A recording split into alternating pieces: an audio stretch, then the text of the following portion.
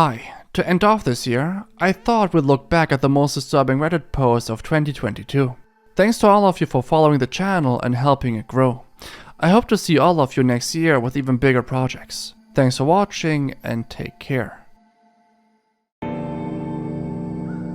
The user is Kmart made a post roughly 2 years ago on the RRBI subreddit reading, "Any idea what's happening in this photo?" Someone in a mom's group I am in on Facebook said someone she knows found this in a book bought at Goodwill. She claims to have given it to police. My first thought was it's probably from a movie, but I can't find anything on Tin Eye. Thoughts? Looks like a guy face down in water on the left with his feet bound, and on the right a guy with knees up tied to his body. Also shadow looks like guy holding a gun. Pick here. Now it's pretty difficult to identify stuff in this image, so color corrections were applied on the image to give a clearer picture. We can clearly see a man with his hands on his back. We can only see the upper half of his body, and the lower part seems to be in water. His mouth also seems to be open. It looks like he's communicating with someone. I know it's difficult to really identify it, but there's actually another person on the far left of the image. We can see their legs and feet in the middle of the image, as well as their hands and arms, which are also on their back. He seems to be tied up. On the very far left, we can also see the head of the person and him lying down on his stomach, also in the water. There's a third person in the image, but we can only see their shadow. There's another shadow next to this person of what looks like a car door, and the person seems to be walking towards the car. There's potentially a fourth person on the left corner taking the photo, but this is just speculation. So what is the backstory? To be honest, my initial thought was that this was for a movie or a skit and staged, but there are other theories with real life connections. One of such theories was that it's a person who went missing for 35 years named Teddy Franks. Someone else compared the guy with Christopher Noel Lirette, who is missing since 1977. Both are interesting theories. With Christopher, he was supposed to be leaving in a work truck to come home, but the truck was found wrecked in Amory, Texas, with another person in it who was not Chris Lirette. It's possible that he got abducted and ended up in the situation in the image. Teddy Franks, on the other hand, drove to a store with his sister. Before the sister parked the car, Teddy opened the car door and ran away after seeing a different car pull up. Ever since, he has been missing. The picture that OP shared has ever since been linked to Teddy Franks, but it's very difficult to identify him due to the poor quality of the image. This also was covered by a news agency, and the family was also contacted. Now they're on a mission to find out if the picture really is related to Teddy Franks' disappearance. They want to know if this photo that was sent to them could be the key to cracking the case. Not knowing what happened to their brother Teddy Franks has haunted Michelle Lowry and Jody Franks for 35 years. He's never had a job since, never had his driver's license renewed since. I see a person who is tied up, they're laying face down. I don't think he's alive, but I don't think that was him in that picture. I still think that this might be from a movie or a skit. Someone in the comments also pointed out that it could be from a movie called Deliverance from 1972. This seems reasonable. While in the movie itself, there is not a scene similar to the one in the image. It could have been filmed and then cut out in the original, and maybe the skit was kept on an extra DVD as a form of outtake or something. Additionally, while the family sees a slight resemblance with their son, they aren't fully convinced either. What do you think? Is this image real? Or is it staged? Let me know down below. It's a very interesting mystery, and it would be incredibly interesting learning more about the background and context of this image.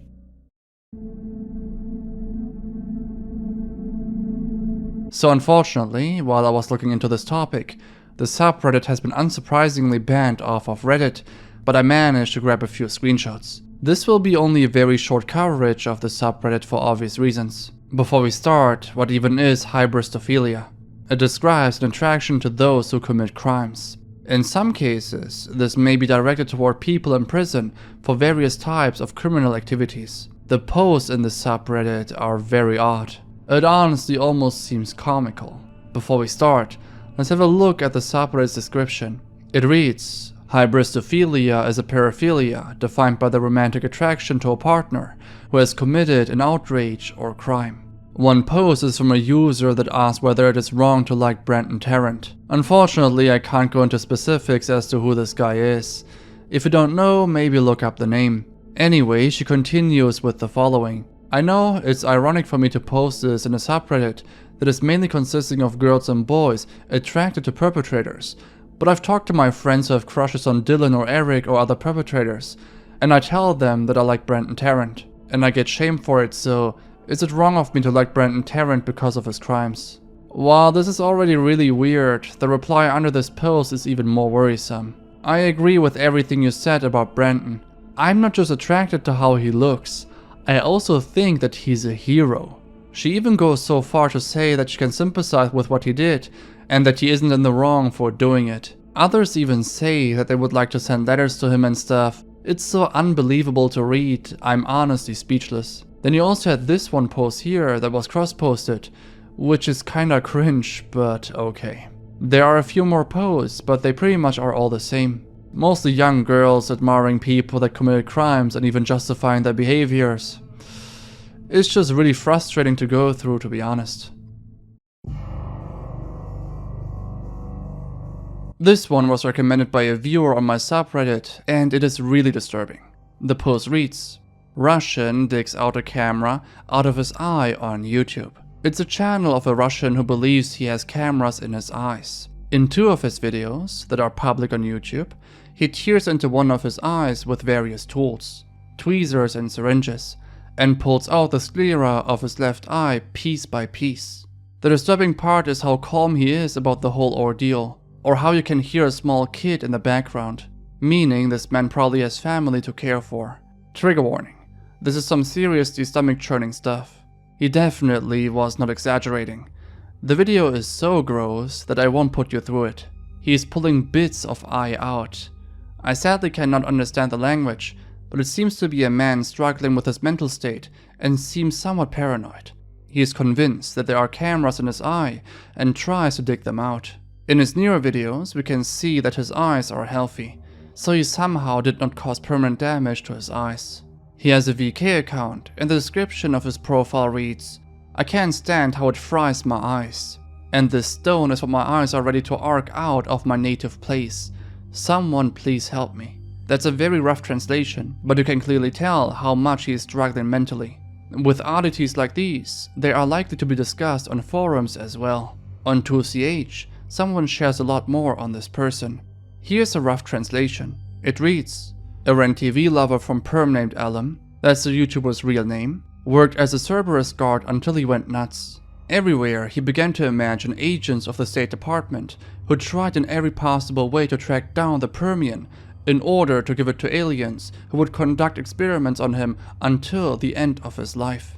The guy began to think that microchips and cameras were built into his eyes, so he went to extreme measures and cut them in order to get rid of cyber surveillance. He pulled out his top layer of cornea without painkillers. He told about all this on his page. This topic goes a bit deeper, but due to the language barrier, that's most of what I could gather. Also, the channel uploads to this date.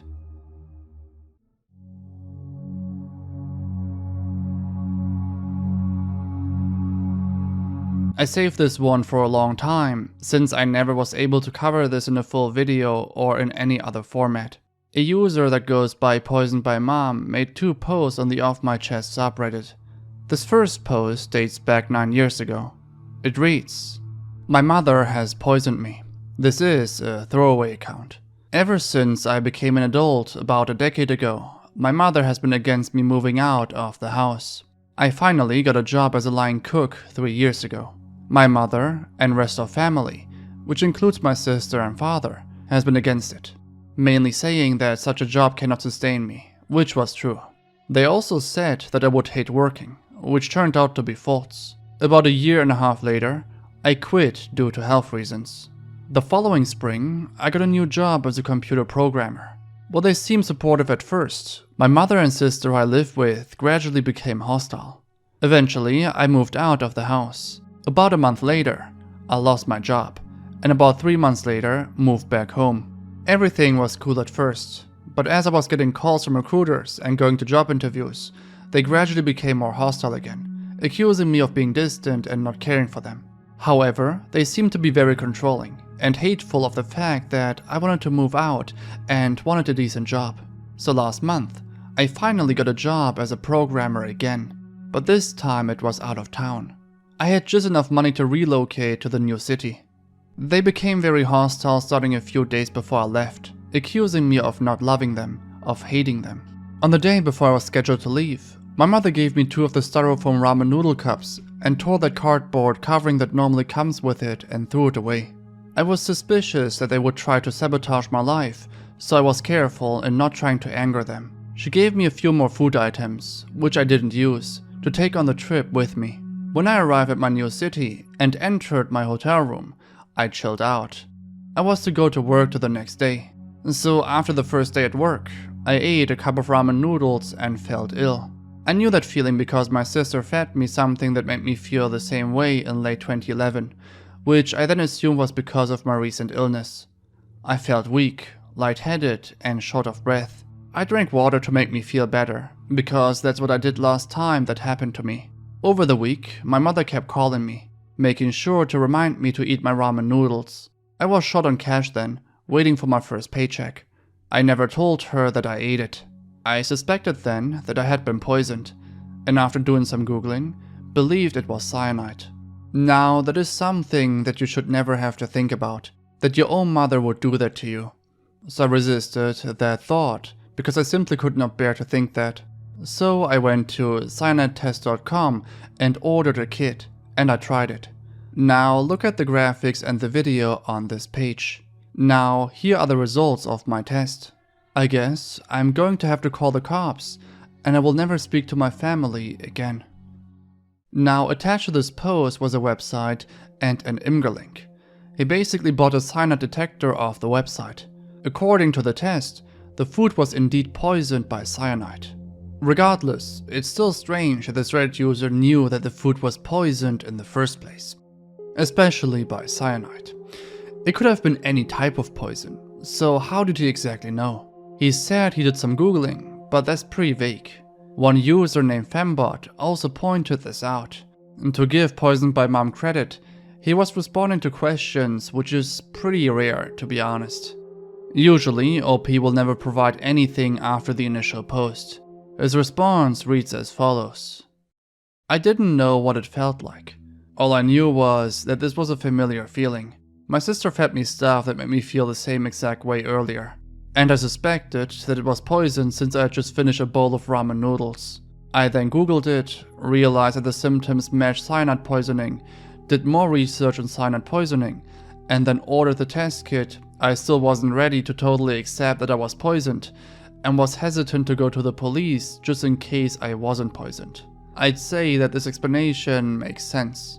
He would update his initial post one last time, which states, Update. I'm currently in Topeka, Kansas. I work downtown in a government office building, which has a police department. I visited the Capitol Police Station here and spoke to an officer. And he said he couldn't do anything about it since the package was opened and might have been contaminated. So does anyone have ideas? A few months later, he decided to do one last update. It reads, My mother has poisoned me too. A few months ago, I posted this. I was only able to file a police report so far. The police don't have enough evidence to investigate. I've gone no contact with my family. I currently live in a cheap motel in Topeka, Kansas. Yesterday, after getting home from work, I work for the Kansas state government as a software developer. The lady at the front desk told me that my mother called them to speak to me. For security reasons, the motel needs both the name and room number, and my mother didn't have my room number. She didn't even attempt to call my cell phone, which makes me believe that she just wanted to know if I was staying there and where. So this morning, I left a little earlier than usual. The sky was still in the early twilight phase. I took the bus to and from work because my car blew a gasket almost a year ago, before I moved and got my current job. As I was walking towards the bus stop, I saw someone in a strange car using their finger to tell me to come here. I looked but kept on walking. Then she opened the car door, and she was in a black outfit and a hoodie, which is strange for my mother. Then I knew it was her when I saw her face. She told me to come here, and I said no, kept a good distance. She said that she just wanted to know if I was okay. She said that she just wanted a hug, but I said no. I don't know if there was anyone else in the car with her. Regardless, she is a gun owner and a good shooter. She routinely kicked all of our asses in Duck Hunt when I was a little kid, and still beat us when playing Wii games with the gun controller. I ended up taking another bus to get to my job. So when I get off of work, what is the best way to go home? Or should I even go? If not, where should I go? I really think that it is not safe for me here in Topeka. So if anyone knows of any .NET development jobs, please DM me. Also, please give me some advice. After this, he shared in the replies that he's doing much better now, with a nice job and better health. He shared a lot more in the replies, so if you are interested, have a look yourself.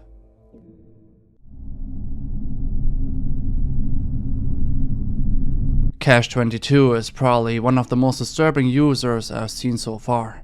Due to the insane nature of his posts, his accounts keep getting deleted, and all I can work with are archives or things that I've recently seen. That's also why certain screenshots are in low resolution. His current account is called Throwaway 0270, but it might already be banned at the time of me writing the script. I previously covered disturbing Reddit accounts such as Worthless319 or Snapfingers, and even dedicated entire videos to them. If you haven't seen those, I definitely recommend checking them out. In both instances, we had individuals who were fighting their own demons, and were not really a threat for others. The Redditor Cash22 differs a lot, and is incomparable to previous cases. What I'll present in this video will only scratch the surface, since I'm only able to work with things that haven't been deleted yet, and this goes way deeper than you can imagine. This user would make posts every day for the entire day, multiple weeks on end. Keep that in mind.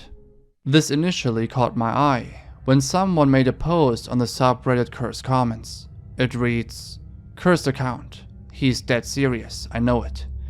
He's been going on for weeks now, and I think someone's in danger." Attached was a post from Cash22 on the subreddit Confessions. It reads, "I spy on my soulmate. As long as they have their phone on them, they go to the store, I can see. They're at home, I can see. I check very often, seeing where they are. I just like it to feel close to them, even when we are not physically close. And I like to think about what they're doing. The only downside is I can't see them. Sometimes I think I want to make them a plushie and hide cameras in the eyes, so that in their bedroom I can see them sleep. But I'm worried that they may get changed there. If they do, and then they find out I put cameras there, they'd feel like I spied on something too personal, even though it isn't my intent. And I want to lock them up in a cage in the basement, also lined with cameras, so I can watch them when I'm busy. They are so cute.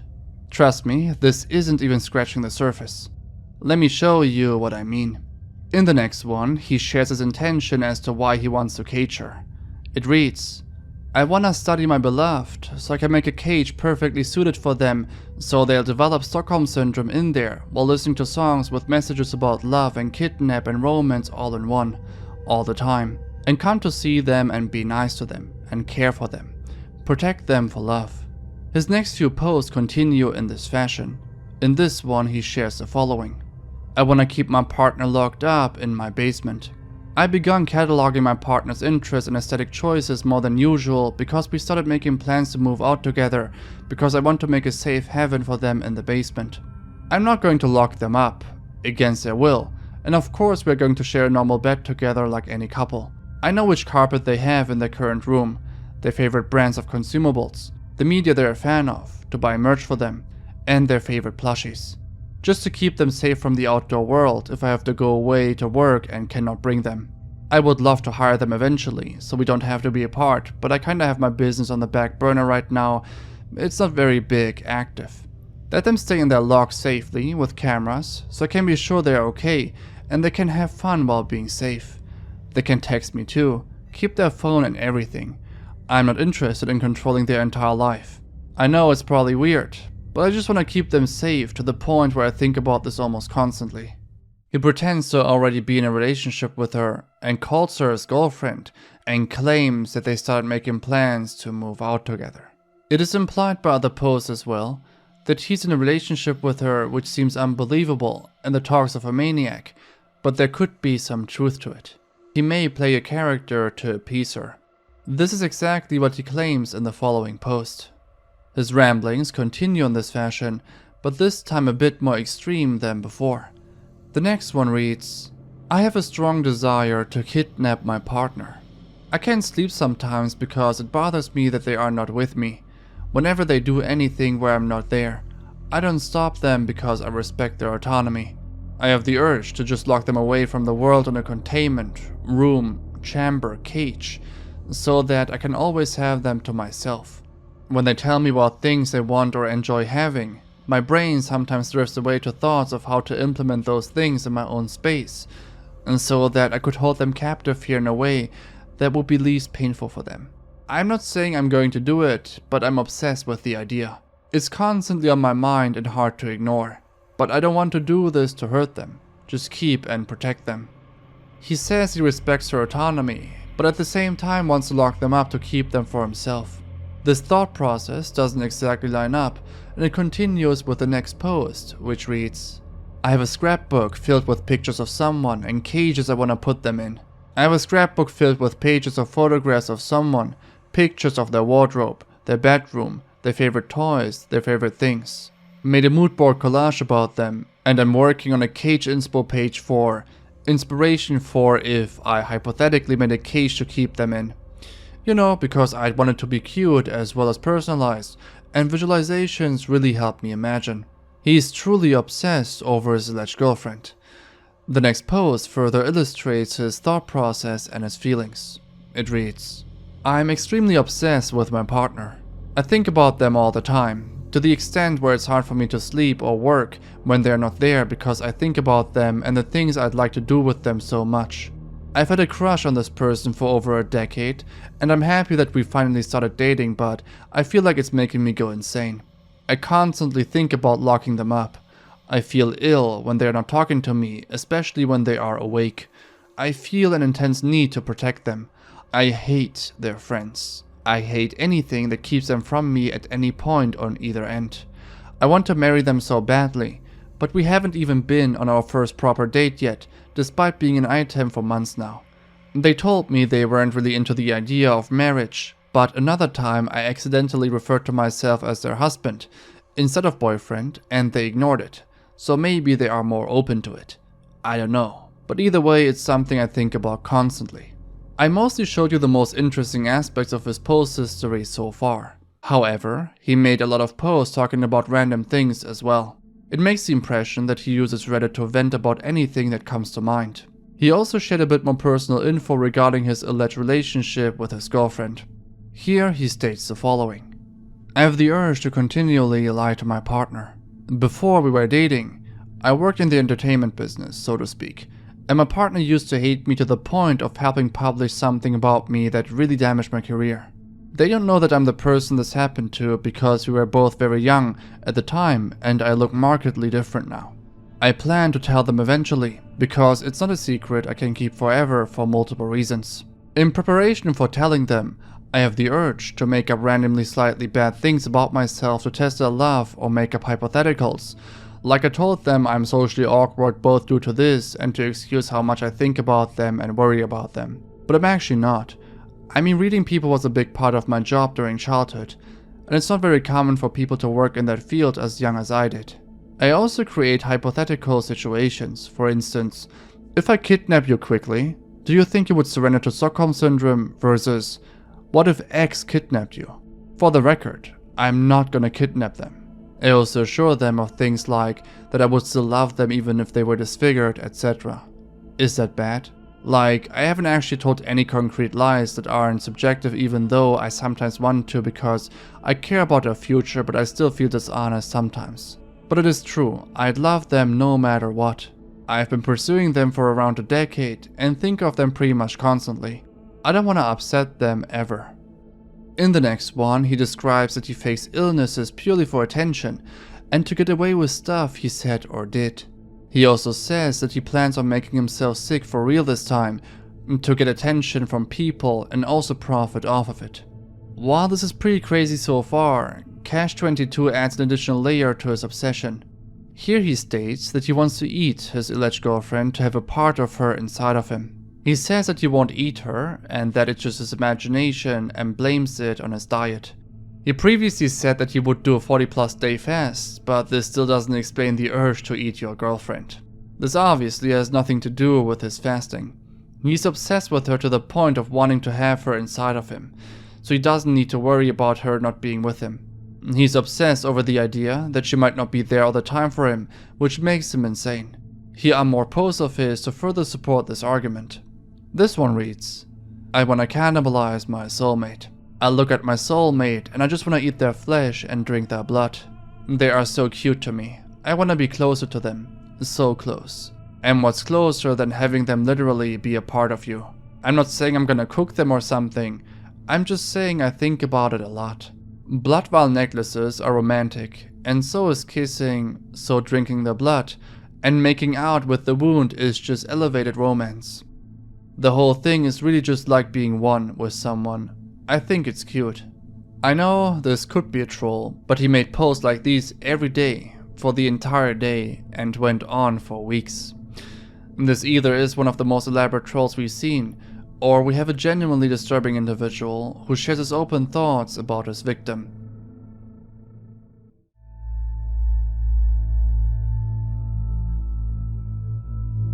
This one happened almost 2 years ago on the RRBI subreddit, and it's from a German Reddit user that goes by Sleepy and Worried. The post itself has some grammatical errors and is overall not in the best English, so I'll change up a few things here and there while talking. However, you'll always see the original post on screen. Her post reads, "Is my landlord watching me? I'm a 26-year-old female living alone for the first time. My landlord has always felt a bit off to me. He is a man in his late 40s and has never been holding back with comments about the way I look, etc. When I moved in, he was very clear about me not touching the 2 fire alarms in my bedroom and hallway. He justified it by saying that they were directly connected with the fire department, and if I would interact with them, I would cause an alarm. The alarm in my bedroom has always made me feel weird. It makes a lot of noises, especially at night, almost sounding like a remote-controlled car, and sometimes making a very muffled beeping sound. I brought it up to him once and he said it was nothing, and if it should make more problems, I should call him. But other things kept happening, and I just felt like something was off. But at the same time, people kept telling me I was overthinking it, and was scared since it is my first time living alone. The first thing that felt off to me was as I was moving in. I grabbed the wrong shade of the color I wanted for my bedroom, and it ended up looking a bit too bright. A few days later during a phone call, he snapped at my parents about how horrible the pink color for the room was, and asked whether I was crazy. I had not let him inside my place, so I was very confused, but kinda brushed it off to me walking around in paint-covered clothing. But things got weirder after that. During January last year, I spent a day at my parents' place, and when I came back, something felt off. No one was inside my apartment, but I noticed something off. After walking into my bedroom a second time, one of the drawers under my bed was pulled out, and I don't remember ever touching it. Again, I brushed it off, mainly because my parents told me that I probably just forgot, and I kinda ended up feeling ashamed for bringing it up in the first place. Months later, during the summer, I took part in a gaming night on a friend's Discord server, and when I finally hopped off to go to bed at 4 AM, I came into my bedroom to see my underwear drawers being open. I panicked and called my mom because she lived close by, and I wasn't sure if someone else was still in the apartment. After that, I installed a door chain and got an alarm for the first time I spent at home. I suspected my landlord had a second key and now probably wasn't able to get inside anymore. But that didn't cover the time when I'm not at home. Sometimes when I come back, furniture in my bedroom is slightly mispositioned, but my family insists that I just forgot that I moved it. I know I sound insane, but is it possible to have cameras installed in the fire alarms? And could I call the fire department in the non-emergency number to ask if they can take a look because of the weird noises the alarms make? I really just want my peaceful life back. Constantly knowing someone might have been in here in the past while I slept is really creeping me out and making me wanna cry. Do you have any advice on what I should do? The Redditor also followed up on this post by sharing images of the fire alarm. After getting a reply from a fellow German clarifying that smoke detectors and the fire department aren't connected, OP followed up with an update on her original post, stating the following. "Good morning, and thank you to everyone giving their input and sending messages. This morning has been very stressful, so I apologize if I cannot get back to your DMs. I had a call with the fire department, and they told me the alarm is not connected to them in any way, shape or form, and that the smoke detector looks like it had been tinkered with. They told me to ask around. Maybe someone in my social circle knows a bit about electricity and they could come by to take it off and take a look inside. My mom's best friend is an electrician and I will try to reach out to him today to ask if he can come by ASAP. While she follows this up by stating that she cannot just take it off, since it will cause legal consequences, her last update is by far the most interesting one. It makes this entire case even more mysterious than it already is. It reads, Update 23rd of March. Sorry for not updating instantly. Today was very stressful. Due to my mom's friend, I now know that the smoke detector is okay right now, but there's other stuff that came up. I don't know and can't say more about what is going on right now. I don't know what I'm able to say, so I'd rather not take any chances, since there is an ongoing police investigation. All in all, I have made choices to keep my safety insured for now. Sorry for not being able to give some of you the closure they might want to hear. Maybe one day I might be able to share the full story of what happened. After reading this final update, I really had an off feeling about this entire situation. She seems to have been scared off by a particular individual or situation, which forced her to stop updating her post. She says that the police are now involved, but does not clarify whether she filed a police report nor if she herself was sued. Regardless, it's probably for the better to not share more information, since this turned into a legal case. This also shows us that there might have been something more going on, that this was not a regular smoke detector, that she may have not been imagining things. It remains a fairly mysterious, strange, and unsolved case to this date.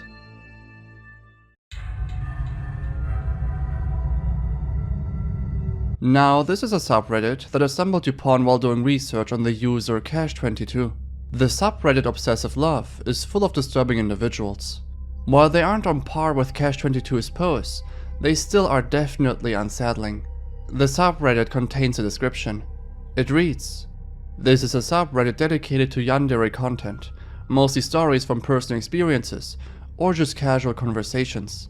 Due to the fractured nature of the yandere community as a whole, this place is meant to serve as a safe haven for both the tamest and the most extreme yanderes out there. They also have rules, and one of them is definitely odd. The second rule reads, Keep it legal. While this might be a subreddit for obsessive people, murder and abuse is still illegal.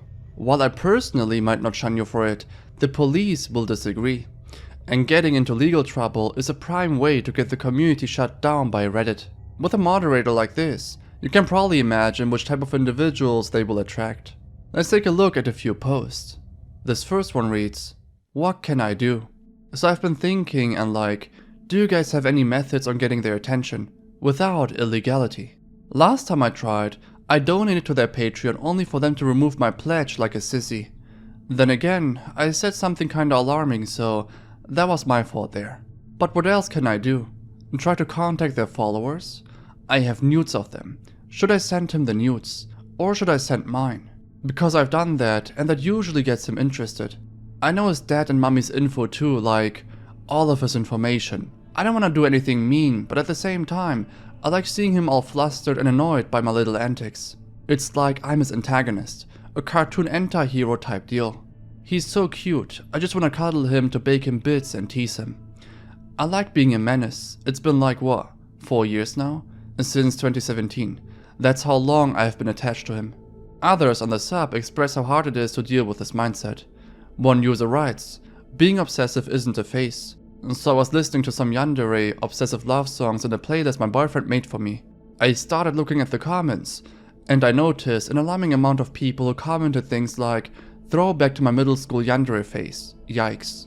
Or, I used to listen to this and actually pretend I was a yandere, cringe.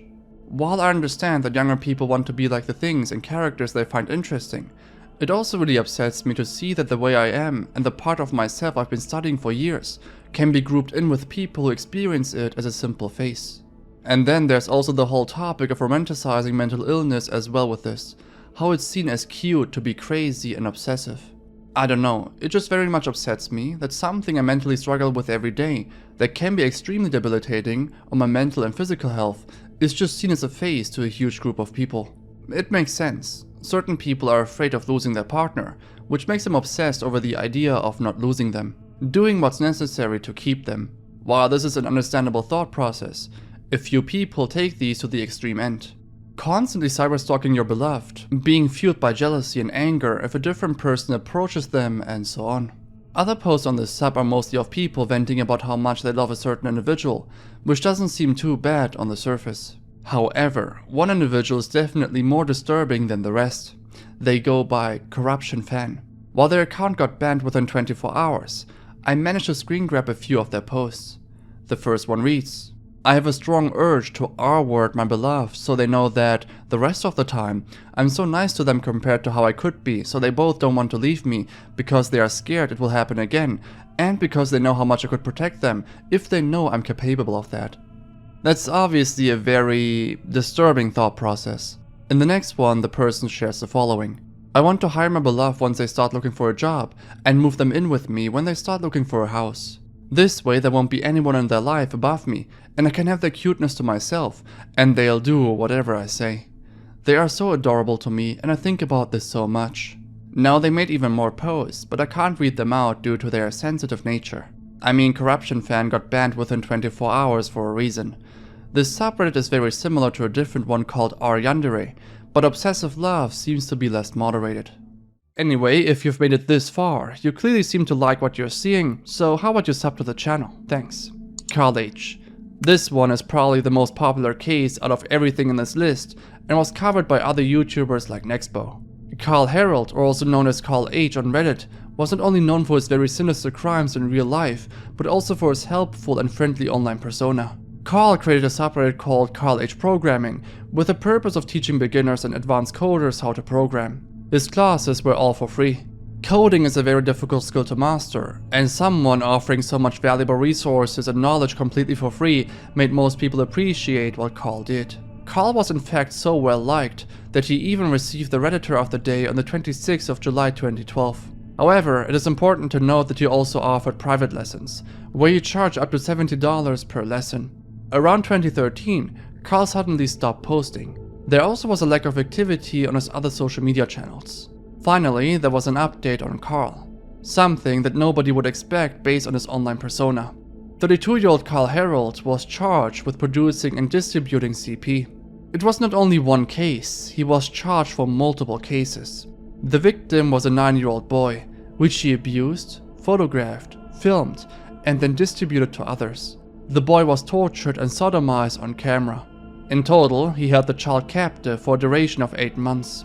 If this wasn't bad enough already, the boy was his own son.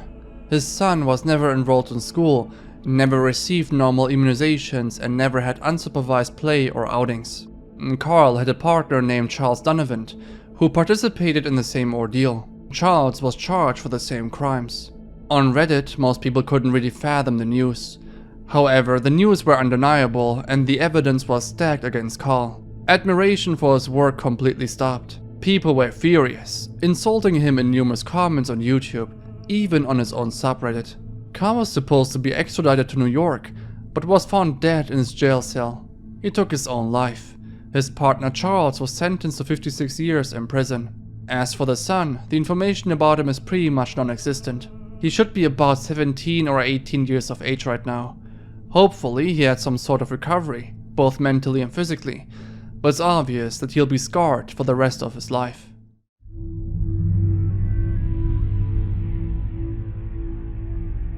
I have an update on the Reddit user AFH43. Let me give you a quick summary. Basically, this user would obsess over a theory called quantum immortality. I won't explain what it is to not get screwed over by Big Boy watching over my shoulders, but the last post of this user was definitely speaking for itself. I thought he passed away, but he actually returned. At the time of me finding this out, his post was still online. You won't find anything looking at his post history now. I've been investigating topics for a long time now, so I always archive stuff when I see it. This was no exception. I saved his newest but now deleted post. It reads, I'm still here. Unfortunately, I'm still here. For a few years now, my life has been actually pretty good, but at the moment, I'm having an unrelated breakdown. He proceeds to say that he doesn't want to live anymore. I'm stuck in hell and my life is screwed. I might turn to drugs to have some relief from this relentless pain. I just can't do this. I feel alone. I'm terrified and numb at the same time. The default state of my life is suffering. If anyone can help dissuade me from QI, please tell me. But please don't make it worse for me. I'm in agony. Nothingness is a beautiful thing. I just want out. I know it will transfer the pain to other people, and that makes me feel horrible. I wish I didn't have these beliefs. If I didn't, I wouldn't be here right now. Ever since my last post, I've been diagnosed with OCD, and that explains a lot. I've been given Seroquel today to help me start thinking rationally. This may sound stupid, but the situation has to do with heartbreak and very specific and absurd triggering factors related to it. Maybe that sounds stupid, but I found love. Real love. And now it might be over. Honestly, I have no idea what to say. I don't really understand why AFH decided to take down his post because the people in the comments were all supportive. Nevertheless, I thought I'd give an update to confirm that he's still alive and seems to be doing better than before. So this one comes from a user that has since deleted their account.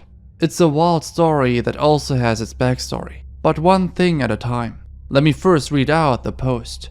I will change a few sentences in the following because of the grammar and vocabulary. This was November 2016 in Glasgow, Scotland. I must admit, I had been single and alone for some time, and it was driving me crazy. That's when I met Laura. She came across as a very sweet girl and all, but she was in a hurry to meet me. So I did. She insisted we go to the pub. No fancy dates were necessary to her, and I didn't mind this. At first glance, I knew I'd been swindled. She looked different from what I've seen before, but I didn't mind. I was just happy to have a date, since I'm not exactly good looking myself. I gave her a chance to redeem herself. We got talking, and after a few beers, things started to get more intimate. Before I go further, she was quite an overweight girl with long dark hair, and she had eyeshadow similar to Amy Winehouse. She told me that she was a huge fan. I'd asked about her hobbies and interests, etc., but she asked me to talk more about myself. I told her about my job, and she yawned sarcastically. Let's talk about your sex life, she said. Needless to say, I was aroused. So yeah, I didn't have much to say in that department, as it had been a while since I had sex, and I was very honest with her about that. I asked about hers, and she said she has her kinks, and that she has done things that I never imagined before. When I see what I can do, she said, and asked me to go to her place. So at this point I was starting to feel very drunk, which I was amazed at, since this was only onto my 4th pint. I did have 2 shots though, and put it down to this. We waited for a taxi, and she was holding my hand excitedly, whispering into my ear that she was going to do some things to me that I'd never experienced before. In a way, I actually couldn't wait to just sleep. My head felt heavier than the rest of my body. It was like the ground was moving beneath my feet. The rest was a blur. I couldn't even remember getting into the taxi, but I do remember falling down the stairs, and she was above me laughing at me. Come on, she said. Get your ass up here. I struggled up the stairs, and before I know, I was in her bedroom naked. It was like I blacked out. I tried to sit up, only to find myself tied to the bed by my arms and legs. I lay there delighted, don't get me wrong, but something still felt off about it all. I had dozed off for a bit, and I'd been woken up by a weird screeching sound. What you doing, I said, as she was wrapping up my legs with cling film. Hush now, she said. This is the best bit. I was no longer tied to the bed, but I felt very numb and couldn't move my arms and legs. She kept wrapping me up from my legs upwards. I was screaming at her to stop, and she had placed some cling film in my mouth to shut me up. I was struggling to breathe at this point, and had tried my best to dislodge the ball of cling film from my mouth. Eventually, I was totally wrapped from head to toe. I could barely see outside the cling film. She left the room, and I gave out some muffled screams. Then I felt myself slowly fading away. I woke up, but was now the next day, able to breathe. This time there were people looking at me. They removed most of the cling film and had resuscitated me. I wasn't aware of this till they told me. It had turned out that I wasn't actually in Laura's flat, but an old-fashioned hotel. The police were all over me, asking me questions about what had happened. I attempted to show them her Tinder profile, but she had deleted the page. I'm grateful to my rescuers that had saved me, but forever traumatized by this incident, and I end up with panic attacks when I see people that are similar to her. It took me a few years to finally trust people enough to go on dates, but I'm still on the road to recovery mentally. I'm just glad that I'm still alive, but wondering if she's still out there, and if there are others like me that didn't make it. He also confirms in the comments that his drink was spiked. I know this sounds like a very cliche horror story, but there is a bit more to it. A few months prior to this post, a different person made a post with very similar content. Tinder date with the devil's daughter. I won't read this one out, but it's a very similar story, but the names are different. In the story I just read, the woman's name is Laura, but in the other post it's Linda. I mean, if this story is real, then it's pretty clear that the woman in question uses fake names to not be as easily traceable. This is a super interesting case since OP even provided video footage as proof. And there are also multiple updates to this case, so let's start from the beginning. A user named Blue Black Jupiter made a post on the RRBI subreddit almost a year ago. In this post, she shares her experiences and proof that her upstairs neighbor is stalking her. Well, she calls it stalking, but I wouldn't say it is. At the same time, I have no idea how to describe it. It's a very uncommon behavior. It reads, I can't even begin to describe how unbelievable and frightening the situation is. It started shortly after I moved into my apartment on the 1st of September 2020. My therapist picked up on the fact that I seemed uneasy and asked if I felt safe. At the time, I hadn't tuned into my surroundings much, but realized she was right and I hadn't been relaxing. I'd soon learn why. Inexplicably, my neighbor above would follow me from room to room and hover over me. For example, if I'm in my bedroom, she will already be in the room above it. If I get up to go to my kitchen, she will tail behind seconds after. If I go back to my room, she will do the same, sometimes stomping. She's literally my shadow. For the first few months, she did this nearly every single time I got up to do something, even during more intimate moments, like taking a shower or using the bathroom. Dumbfounded, I asked friends if they'd ever been able to hear the downstairs neighbors. I've never heard them in past places and can't hear those below me now. I took detailed notes for a week before realizing things weren't a coincidence. The first person I told was my therapist. She encouraged me to seek out an evaluation, and I did. It sounds crazy, but for the longest time, I've suspected there might be hidden cameras in my apartment. There have been too many things I've done that she's reacted to that wouldn't be possible without seeing me. And honestly, hidden camera crimes will become more frequent once people realize how easy they are to get on sites like Amazon. They are already an issue in places like South Korea. Why I think there is more to this. She never ever leaves her apartment and until May never appeared to have any visitors. Those visitors were some of the tenants on my floor. They moved out last weekish. When I complained to the landlord in October, kept it vague to not seem insane, he told me maintenance was never able to get into her unit. He also said 2 people lived there and that one was unemployed. He said he would talk to her in person, which I didn't get as we were still in lockdown. Landlord then went MIA and hired property management. Her roommate secretly moved out last year. All the tenants on her floor moved out by June.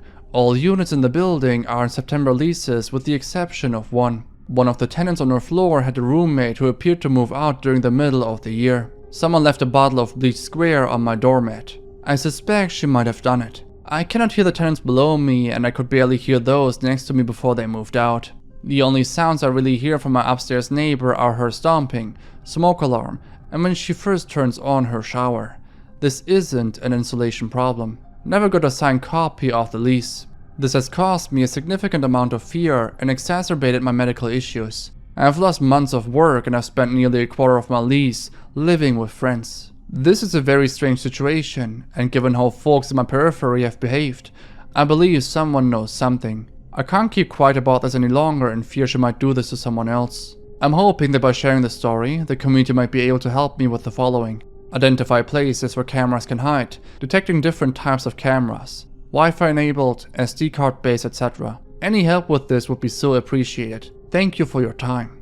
So it's maybe a bit confusing as to what she even said in this post, but let me make it clear once more. And she is claiming that her upstairs neighbor has hidden cameras installed in her flat and is following her between rooms, basically mimicking how she walks through her own flat. I know this sounds completely unrealistic, but she even provided video footage of this happening. It's a 9-minute clip of her going through her own flat and the neighbor upstairs always being on top of her, following her from room to room. In total, she made 5 more updates on this. In the first one, she says that it's almost comical and a new way of stalking someone. The second one is her describing that she invited a friend to see if there would be a different pattern from the neighbor, and there actually was. Last 3 updates consist of her talking about how she scanned through her rooms for hidden cameras, but couldn't find any. Honestly, I personally doubt that there were any hidden cameras installed in her room.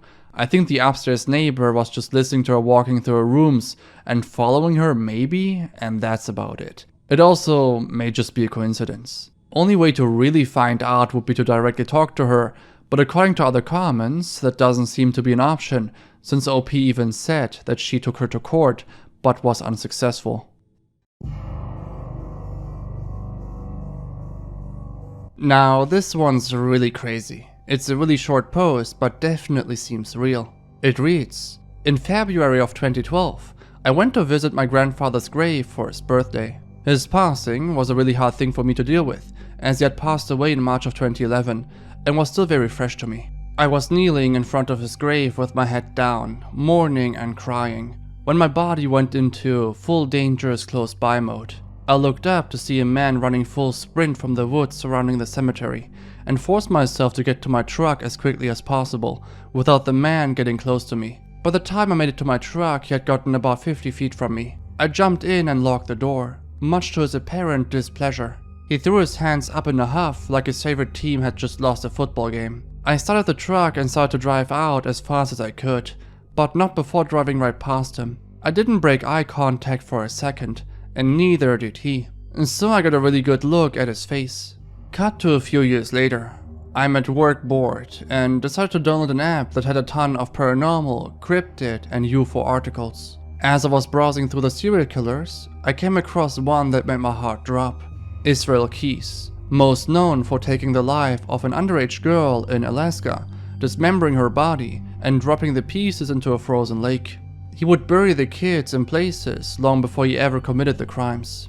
After the incident in Alaska, he had traveled into Texas for a wedding in a city not too far from where I live, and had disappeared for a bit and no one in his family knew where he was. He was arrested in that city and brought to the prison 1 city over from me, before he was extradited back to Alaska to stand trial. About a year ago, I found a book about him that provided a lot of the details I've given here. He had been taking people's lives for years, and no one knows what the actual death toll is. At the end of the book about him, he describes some of his favorite places to abduct people, public parks and cemeteries. I often wonder if there's a kid buried in those woods. You were fast, Israel, but I was faster and I'm glad we didn't officially meet." After this initial post, he made a few more edits for clarification. Edit. The app I was on doesn't seem to exist anymore. It was called Paranormal News, but the one in the Google Play Store isn't the same. For clarification, I wasn't super far away from my truck, maybe 30 feet, so I didn't have to go far, but I damn near levitated there. OP also added in a reply that he or she wasn't the only one to get away from him, according to Israel's own book. One more thing is interesting. In the replies, OP adds that the FBI is still looking for his kids and places that he frequented, and that they intend to share some more information with the police. Another person under this reply says that they also had an encounter with Israel. Just last year, the FBI released new details and part of a campaign to get more tips about his whereabouts travel. Here's a link to it. Ever since he was originally arrested, I have recognized him, or at least I'm pretty sure it was him. Unlike your encounter, mine was not scary. My next door neighbors were having a party. He was driving through the area, heard people partying, and randomly decided to pull over and come inside. Normally, this wouldn't have fazed us at all, cause we were college students living it up. But it creeped people out, especially the girls. Even though this party was in 2002 and he wasn't arrested until 10 years later, I'm pretty positive it was him.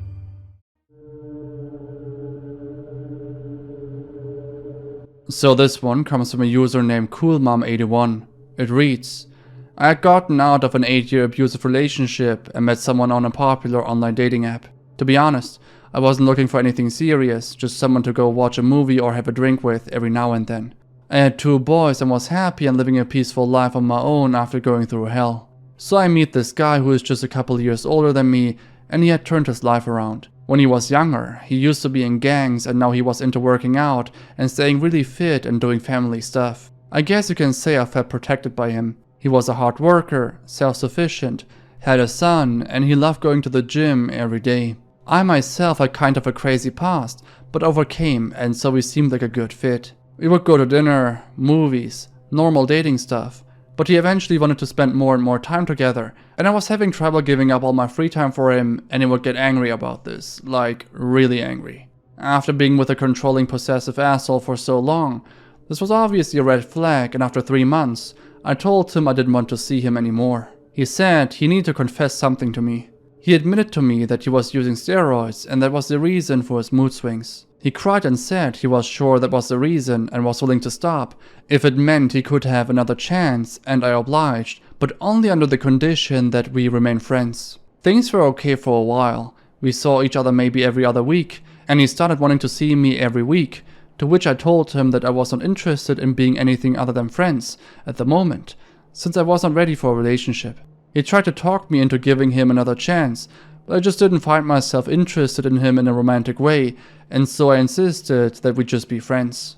I stopped talking to him because I got mad at his insistence that we still talk every day, since he said that's what friends do. He would always ask me about my whereabouts and ask for pictures of who I was hanging out with, and I told him that this is not what friends do, and he just insisted that he just wanted to see what I was up to. Fast forward 6 months later, and I hadn't spoken to him at all within that time.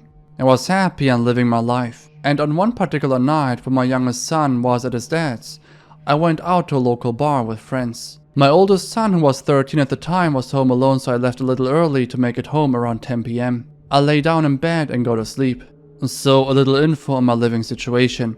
I had been living in my condo for almost a year now, and we lived in a great, safe community, and I would leave my patio sliding glass door open, screen closed, to get a breeze in at night, no biggie. My bedroom was close to the patio, and my son would sleep in the loft that was closest to the front door. I'm asleep when I suddenly feel someone slowly sit on my bed.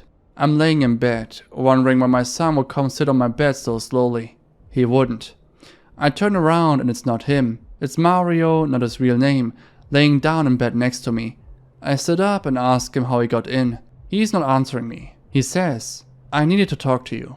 I said, "Okay." When you need to talk to someone, you don't sneak into someone's room. You call them. You leave a note for them. Literally anything but this. He said, "I didn't have your number anymore. I need to talk to you before it's too late." I didn't even entertain the "before it's too late" bit because I was livid, but something told me to keep my cool. I sit up and say, "Look, I really want to talk to you too, but not like this. Please, just leave and I promise we'll talk tomorrow. Call me tomorrow." He gets up and walks over to my side of the bed and starts rubbing my shoulders and is slowly making his way to my neck. He says, "Do you really want to talk?" I look him in the eyes and say, "Yes, I have been wanting to talk to you, but not like this. Please call me tomorrow." He stares at me while rubbing my neck and goes down to my shoulders and lets go. Says okay. This guy proceeds to exit through my patio door and jumps my patio wall, which tells me that is exactly how he got in. I freak out, check on my kid, he had no idea what was going on, locked all my doors, and I don't sleep the rest of the night. The next day I text him, and I tell him that if I ever see him near me or in my complex, I will call the police and to never contact me again. If you're wondering why I didn't call the cops to begin with, I knew he had a gun, so A, I was scared of being retaliated against for being a snitch, and B, I figured if I called the cops, they probably wouldn't do much, or just let him out, and I was afraid of what he would do after the fact. Either way, he left me alone, and I didn't hear from him for years. 4 years later, I'm going through Facebook and I see his face in People You May Know. I click on the picture and notice that it looks like a jail picture. You know, those pictures where the guy is clearly in a jail cell. I scroll down the page and his most recent post is him posting his address for his family members to write to. A prison address. So I Google his name and sure enough, articles after articles all with the same headline. Man arrested on suspicion of taking girlfriend's life. About 2 years after him and I dated, he shot the girl he was dating. That could have been me. And I feel really bad, thinking if there was anything I could have done to stop him. Even scarier thought is, that you only got 12 years for taking her life. And there isn't much more to this. She never shared the name of the guy, most likely for privacy reasons, so there's no real way of confirming this story. Still, I thought it was an interesting read. Credits to Brussels for recommending this topic to me. This one was shared on the Onion subreddit. As the name suggests, our Onion is a subreddit dedicated for the best parts of the anonymous internet, according to the description of the sub. People mostly discuss or have questions about Onion sites or the Tor browser. One user, however, has a personal issue. I'll have to rename the website that OP used in her post for reasons which will become very obvious once I present it. The user lived outside 9450 shares the following. Need help badly, please. I'm pregnant. My baby's father has Tor on all 3 of his computers. What for I've asked, but never got a direct answer other than watching videos that are blocked. Specifically a car drag racing show which doesn't completely add up to me. The other day while using his laptop, I opened a folder that had 2 .onion links saved. I needed to know, so I opened Tor and went to the first link, which was saying to try the alt onion with a date of 14th of April 2020. The link they were saying to go to was a second link that was also saved in that text document. I went to it and there was a captcha to view the site, which I didn't enter because the top of the window said Windex for child lovers. I immediately left his house. The father deleted the links and is telling me that he hasn't opened that folder in years, that it was transferred to his new laptop with other files, that those links used to go to something else, and he would never be watching that kind of stuff. But nothing seems right. I really know nothing about Tor and he knows that. He keeps insisting that the link used to have to do with Bitcoin, and how now that Bitcoin isn't exactly used anymore, there was no use for the site, so they must have changed it. He said it used to just be called Windex without the extra X's, and that they added those when they made it to an explicit site. I can't find a single thing about anyone talking about a Windex online. Only when searched with the extra X's does anything come up, and it says it involves a little girl. I have a friend who told me they don't reuse .onions, that .onions don't last for more than a year, and that the links I found weren't around before 2019. I'm having a daughter and I'm now terrified and don't know what to do. I keep blowing up on him about it and he keeps assuring me it's a huge mistake. Can someone please give me some info that would help in this situation? Do .onions change hands? Did it used to be something else? Or has it always been what it is now? Has it been around for a long time? Or is it really a new site? Please. I mean, this is a pretty obvious case. As others in the comments already point out, the mentioned website is a well-known website for the discussion of CP, depiction of it, and more. It apparently is also being discussed frequently on 4chan. People recommend to get a lawyer and contact the police immediately. She also confirmed here that she made sure to photograph his computer screen to save evidence. Oddly enough, when we check her post history, she just seems to post completely unrelated and casual things, as if nothing happened. However, there was still one odd post. Here she made a post again on the r/onion subreddit with the title, "The beginning of a .onion." The post has been removed by the moderators. Her last post was 2 years ago. There were no updates to this ever since, so we have no idea what happened. This one dates back a few weeks ago and was shared by a user named NoQuarter9871. It is very eerie and reads, "I'm being stalked by my biology tutor. It started when I was 16 and I'm now 22 years old. When I was in college from the ages of 16 to 20, I came into contact with a tutor at my college. His name is Jonathan and he taught biology at my college. At first, he treated me rather normally, but as time went by, I started to notice things about him that would unsettle me. It started with when I'd be sitting in class working, and whenever I looked up, I'd see him staring across the room at me from his desk. If I looked at him, he wouldn't look away right away. I'd keep looking away and then back, and he'd be looking at something else. It used to make me feel very uncomfortable and so bad, I would purposely go for help with assignments to other tutors. Another thing he would do is mark my assignments and constantly leave the message, "Come find me," under anything I wrote that was wrong, rather than just writing what I needed to add on the assignment. This forced me into interacting with him where he'd always turn the topic of conversation into something else. When I mentioned it to my only friend, she just said he was just friendly, but I always felt intimidated. She began joking that I had the hots for him, so I stopped telling people what was happening. When I used to sit on the grass near to the campus lake, I would use the time to play on my Nintendo Switch. Once when I was playing, I turned around and saw him sitting on a picnic table alone looking at me. I felt unsettled by this and got up to leave. He shouted at me and said he needs to talk to me about my assignment. I went back to him and asked him how long he was sitting there, and he said he just went outside to think and didn't realize it was me. He went on talking about how our assignment is worth extra marks or something. It felt like the conversation was made up, and then he told me he noticed I didn't have much friends and asked me if I was okay. I said I was, and he went to ask me if I had a girlfriend. I lied and said yes, and then said I need to use the toilet and left.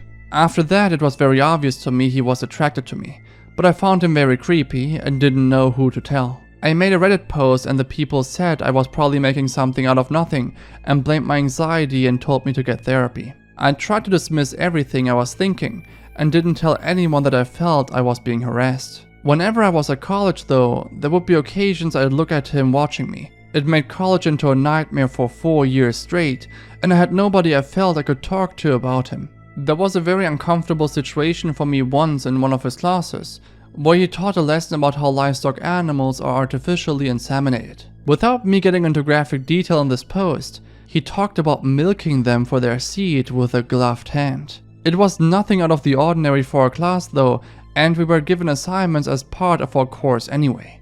Jonathan said he had marked my assignment and to wait for it at the end of the lesson. When everyone else left the room, I went up to his desk to get it. When he handed me my assignment, I noticed he was wearing a single glove on one hand and started looking at me with an eerie smile. I got creeped out and left. I didn't ask about it, I just left the room. That was probably the most uncomfortable he had ever made me feel while I was studying, and I didn't even feel able to tell anyone about it because it was such a weird situation. I was worried nobody would believe me. I was worried everyone would laugh at me. When I graduated college, he sent my whole class friend request on Facebook. I didn't accept, but he continued to delete and resend the request up until I blocked him. I then got a random text from an unknown number saying that we needed to talk and that they had uncontrollable feelings for me. I knew who it was and blocked their number. He would later buy a house on my same street and bought a dog so he could walk it and run into me whenever I walked my dog. He made it look like an innocent coincidence, but I just knew he'd purposely done it to get close to me. To avoid him, I went for a late night walk at 2 AM, thinking I would be safe because he'd be asleep. But he approached me in the street, so I told him to leave me alone and called him out for what he is. He then apologized for the way he'd been acting and begged for a second chance. I had never given him a first chance. I went home and I became certain he might take my life.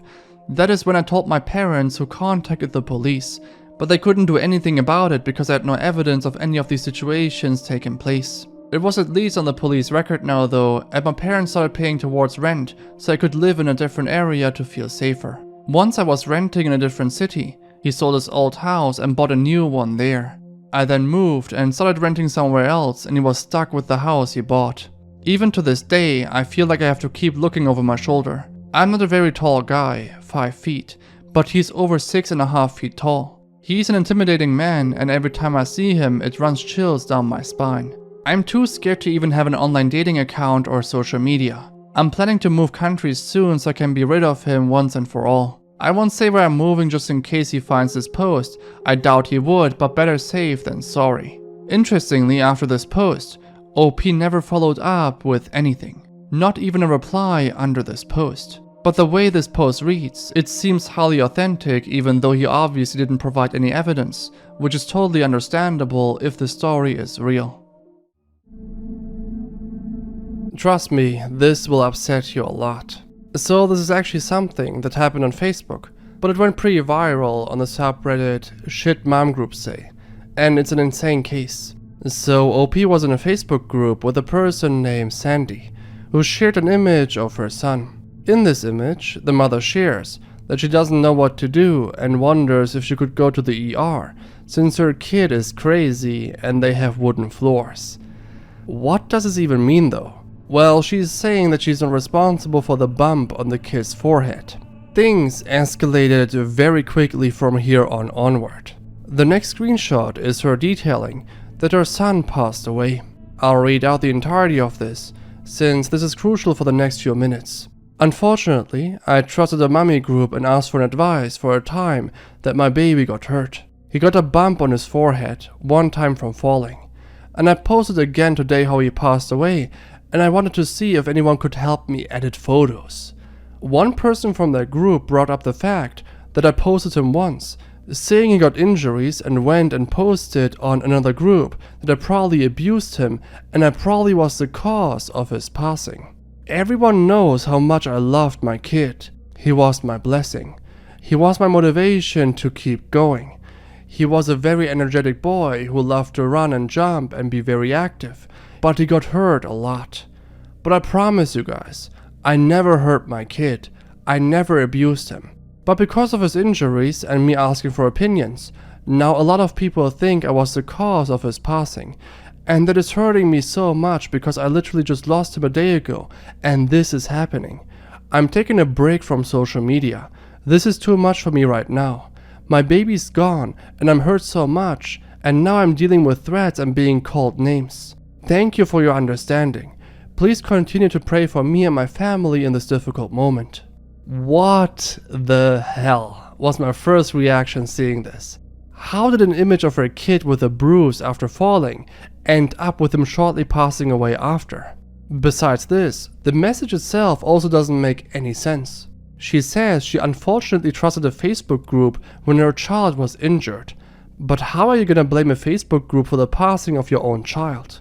And keep in mind, allegedly, according to her, one day after her son passed away, she goes on Facebook and asks the same group, supposedly responsible for the passing of her son, how to edit memorial photos. How is that the first thing that comes to mind after losing your child? After people started calling her out and accusing her of taking her son's life, she claims that she would never do it since she loves him so much, etc. We also learn that she made a GoFundMe, but she later deleted all of her posts in the group and also the GoFundMe itself. However, there were also people defending her, like in this instance, reading, "I know I'm about to get a lot of hate for this, but y'all are wrong for harassing that Sandy woman. None of you are in her life personally. You don't know what happened. Even if you think it's suspicious, contacting CPS is one thing, but personally contacting her isn't right.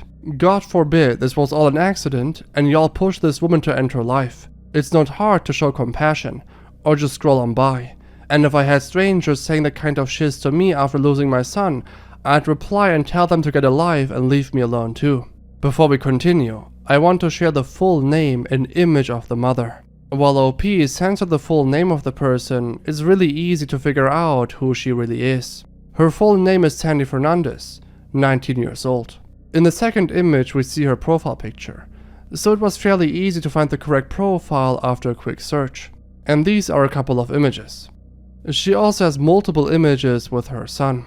All of this is nothing new, more to that in a moment. She also shared one longer post, sharing multiple images of her son's memorial and overall images. Let me read out the first half of the post for context. "A week ago, I did the hardest thing in my life. It's still so unbelievable to me that you're gone. I miss you every single day. There isn't a day that goes by where I don't think about you. I only had 2 years and 7 months with you. Only God knows why you were taken from me too soon. I'm just glad we were able to finally lay your body to rest. Saying goodbye to you definitely wasn't easy. I didn't want to say goodbye. Jose Antonio, my baby, my firstborn, you are the best thing to ever happen to me. You are my happiness. You are the reason I kept going in life. I'm in pieces without you. I don't want to keep doing life without you, but I keep going for you. I really, really, really miss you. I love you so much. Thank you for the beautiful memories. Till we meet again someday." Strange. She says all of this and really seems to believe it. It may be just delusion and lying to herself to make herself feel better about the entire thing, but no idea.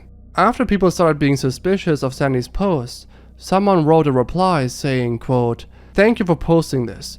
I was shocked to see screenshots of women harassing her and exposing her.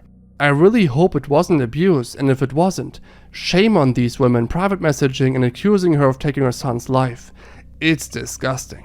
To this reply, someone made another reply claiming that Sandy herself took the life of her 2-year-old son, reading, "This is a joke. I've been in constant contact with PD that have called me multiple times. She isn't a victim, and to be the main suspect.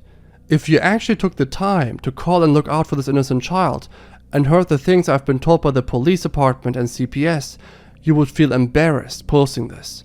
There's no compassion to be shown whatsoever. The compassion should have been shown to this toddler who lost his life to abuse. It's completely unfair, and this mother deserves all the karma coming her way. It's not an accident, and I'm thankful we have a group that can bring light to things and help such an innocent, unprotected child get some kind of justice, even though he sadly isn't here to see it, because of the mother." There are also news articles covering it, so this is somewhat confirmable. The Seattle Times clarifies that Sandy Fernandez is accused of assaulting her son, fracturing his skull and jaw, and inflicting massive internal injuries that led to an infection. While she denied being physical in the initial interview, she later confirms that she was indeed being physical. She admitted to slamming her son on the floor the morning he was sick because she was stressed from being overworked and wanted him to go back to sleep. She also made a direct quote to Kent police saying, quote, "Like, I hate to say it, but all I wanted to do was strangle him." She was taken into custody on a $1 million bond. Do you know what the worst part is? She pleaded not guilty. It's just crazy.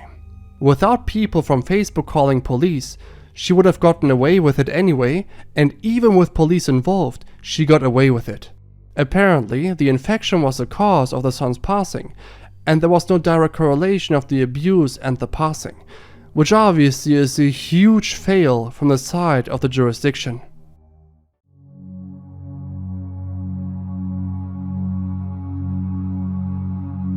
This one is a very interesting post. It starts off slow, but it definitely is one of the most interesting posts I've read so far. It has a crazy backstory and is highly authentic. There are even multiple news coverages about the situation. It comes from the user Ravenously Red. Their post reads, "I had this friend who was really into the occult. Unfortunately, I was the person who got him into it. We had a mutual appreciation of the paranormal and all things weird, so I thought the subject would interest him.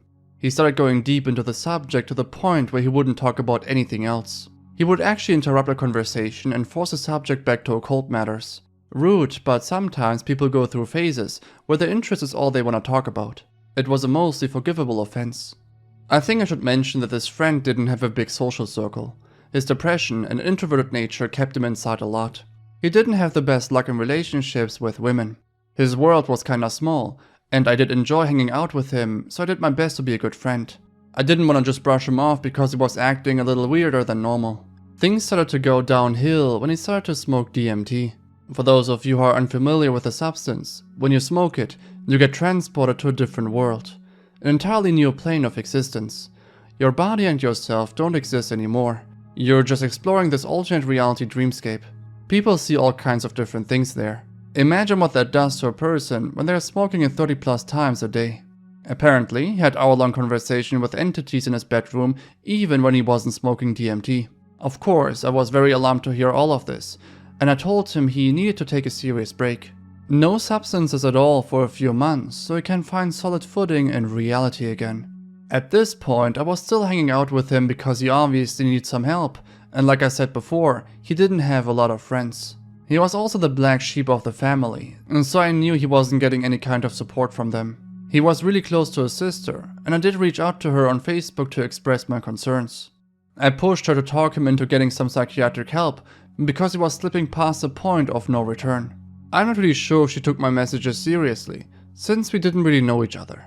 And plus, she's at least 6 years younger than us, and possibly didn't grasp how serious the situation was becoming. In any case, I'll jump forward now to the part where things start to get really creepy. My boyfriend had made arrangements to hang out with our friend at the park. I didn't really want to go because I felt like I need a break from him and his nonsensical ranting. I just couldn't deal with it on that particular day. My boyfriend said he wasn't all that bad and we went anyway. We get to the park and he is his usual self, ranting about Egypt and made up gods that only he knew the truth about, etc. He also had his large hunting knife that he kept fiddling with the whole time we were on a walk. He told us that he had been using it in ceremonial magic and that it helped him to banish negative thoughts. It made me extremely uneasy. He would do this thing where he would take the knife and make stabbing motions near his heart or head, like he was mock stabbing himself, all while holding a conversation with me or my boyfriend. I think we were both really on edge and didn't know what to say or do about it. I tried to distract him from doing it by bringing up other subjects that might interest him, but he kept on with his ritual. Keep in mind, we were walking on a trail, so it wasn't like we could just say goodbye then and there. We had to walk back to our car and drop him off at his car. My boyfriend had the bright idea that we should get some lunch after our walk, even though I was doing my best to give him a look that said, "Why do you think I want to spend any more time with this nut?" But it must have not been very effective, or my boyfriend was ignoring it. Either way, we ended up getting in the car to get lunch. In the car I was driving, my boyfriend was in the passenger seat and our weirdo friend was in the back. As we are heading through a busy part of town, where all the shopping and restaurants are, I hear the distinctive sound of a belt buckle coming undone. Then I hear the worst sound imaginable. I peek back out of the corner of my eye and my suspicions were confirmed. He was full on jacking off in our back seat. I mean pants all the way down, bare ass on the seat, beating it so hard it was like he wanted to rip it off. Instantly I felt sick to my stomach and all the nervous energy I had throughout the day popped up into my head. I was trying not to shake and trying to ignore it and drive through heavy traffic. I kind of had a freeze response, I guess. The whole time I kept thinking about that huge knife he had in his pocket, and obviously was completely off his rocker now. I was afraid to say anything or confront him because I didn't know how he was going to react. This part is nuts, but my boyfriend didn't seem to notice, and the whole time he kept rambling on about God knows what. I couldn't listen because my thoughts were 100% focused on driving and trying to act like I didn't know what was going on in my back seat. We get to the restaurant and my boyfriend runs inside to grab food. I'm left alone in the car with our friend, and I try to act like I'm browsing on my phone, when really I'm watching and listening as hard as I can. We don't talk.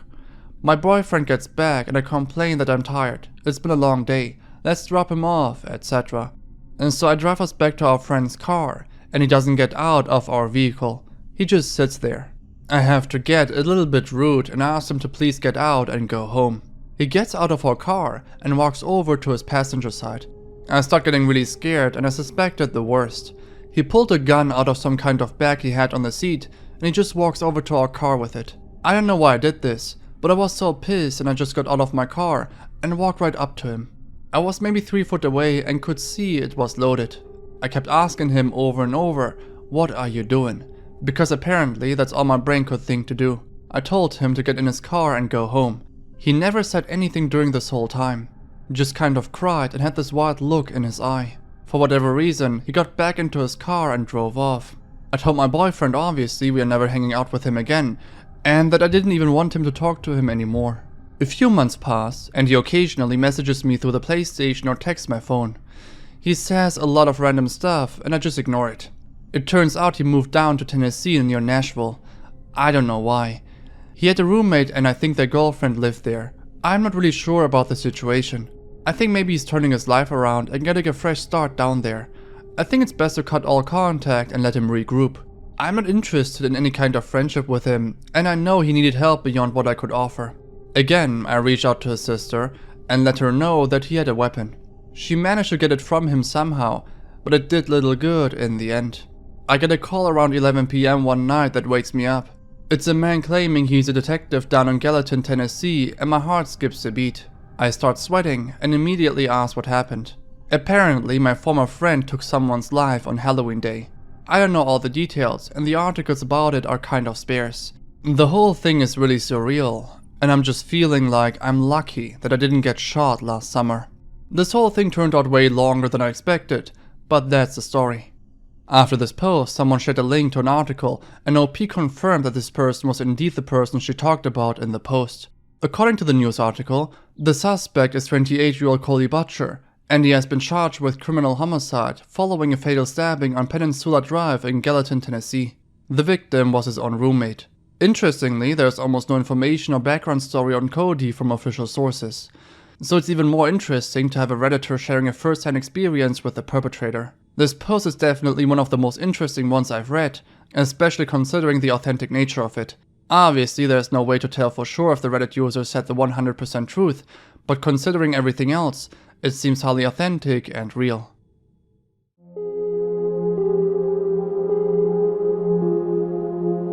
This continence is a very cryptic subreddit. Most posts come from a user called Sam of Eclea. He goes by Sam. The subreddit description reads, "For higher knowledge, an unheard subject worlds found. This is a place where one can share their world or worlds as subjects, unheard of elsewhere, where they aren't related in topic, as a place to advertise and access newly forming subjects. However, myself as creator, I also provide tools, these for coming up with your own new world subjects, or other, and general innovations of topic. It is recommended to switch to new posts on viewing. Popularity is misleading as top discovery." Well, while he says that top discovery is misleading, the most upvoted post comes from himself. It says, "Before I smoked my sperm mixed with salt, bong water and sugar, I tried just heating it with a torn. My sperm in disapproval decided to break my thick glass cup on its own as it burned up.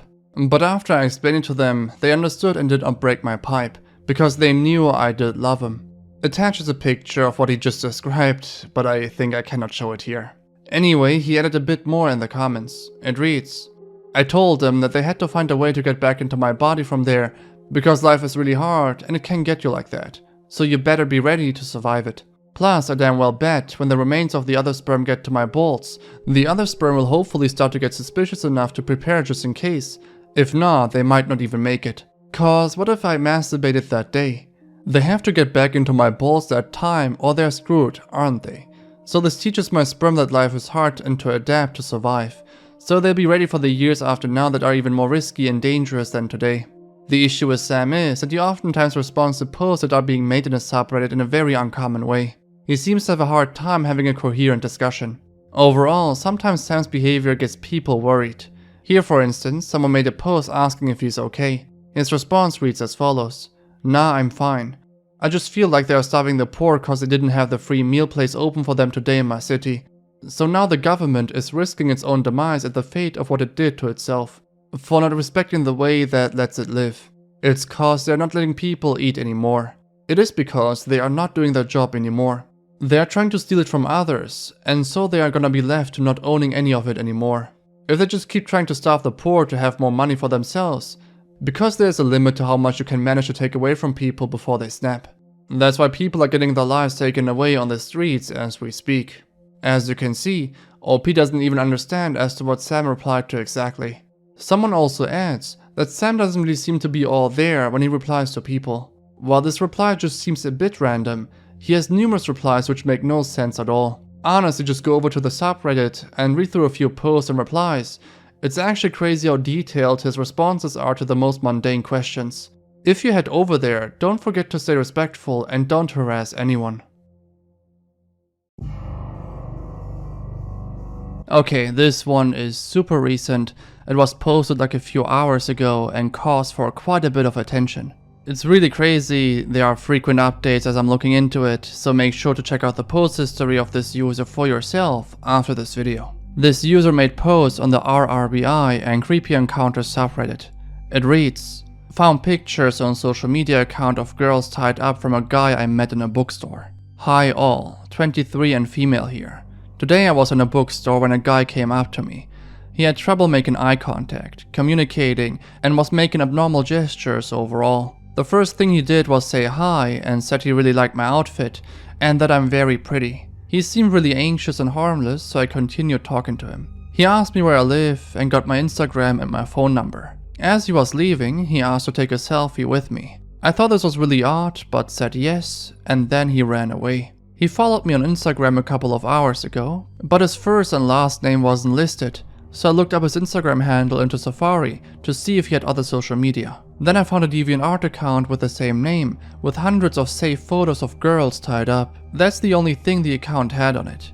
It wasn't like a bondage kink, but literally just photos of girls tied up and tormented. I confirmed the account was his by digging and matching the birthdays. Am I being paranoid or should I be worried? He has my first and last name, Instagram and phone number. This makes me feel really uneasy and I'm having anxiety. After this post, a lot of people told her that she shouldn't have shared any personal information, which she acknowledged in an edit on the original post, which reads, "Edit. Please stop telling me I'm stupid for giving him my information. I learned my lesson and I'm honestly really scared now." A lot of people were asking why I gave him my phone number if he was creepy.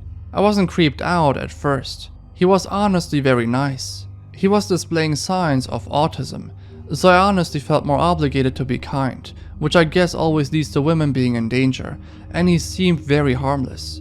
I didn't feel weird until he asked for a selfie. Edit 2. I'm starting to really freak out. He found my TikTok that doesn't have my name stated anywhere, and my phone number is not linked. I have absolutely no idea how he found it. Now before we proceed to the current latest update, she shared a bit of info in the replies. The most important one being the following interaction. I can't really tell if it's just a kink, so I need advice on that. Following this, she made another post stating, quote, "Update. I need help. He found my TikTok that doesn't have my phone number or name attached. He followed it after I blocked him on Instagram. I'm really scared because I have no idea how he found this account and makes me think he has found all of my social media accounts. Someone please let me know how you found this account. I'm ultimately scared he's going to find out where I go to school, my address, etc. Update 2. Some people in the comments are debating whether it's a kink or not. One of his saved posts is an extensive explanation of gag theory, outlining details about lungs, lips, etc. and how to properly stop someone from talking, making noise, continuously using the word victim and captor. As of the 5th of August, 8:30 PM, this is all of the information out there. Anyway, let me know what you think of this user in the comments below.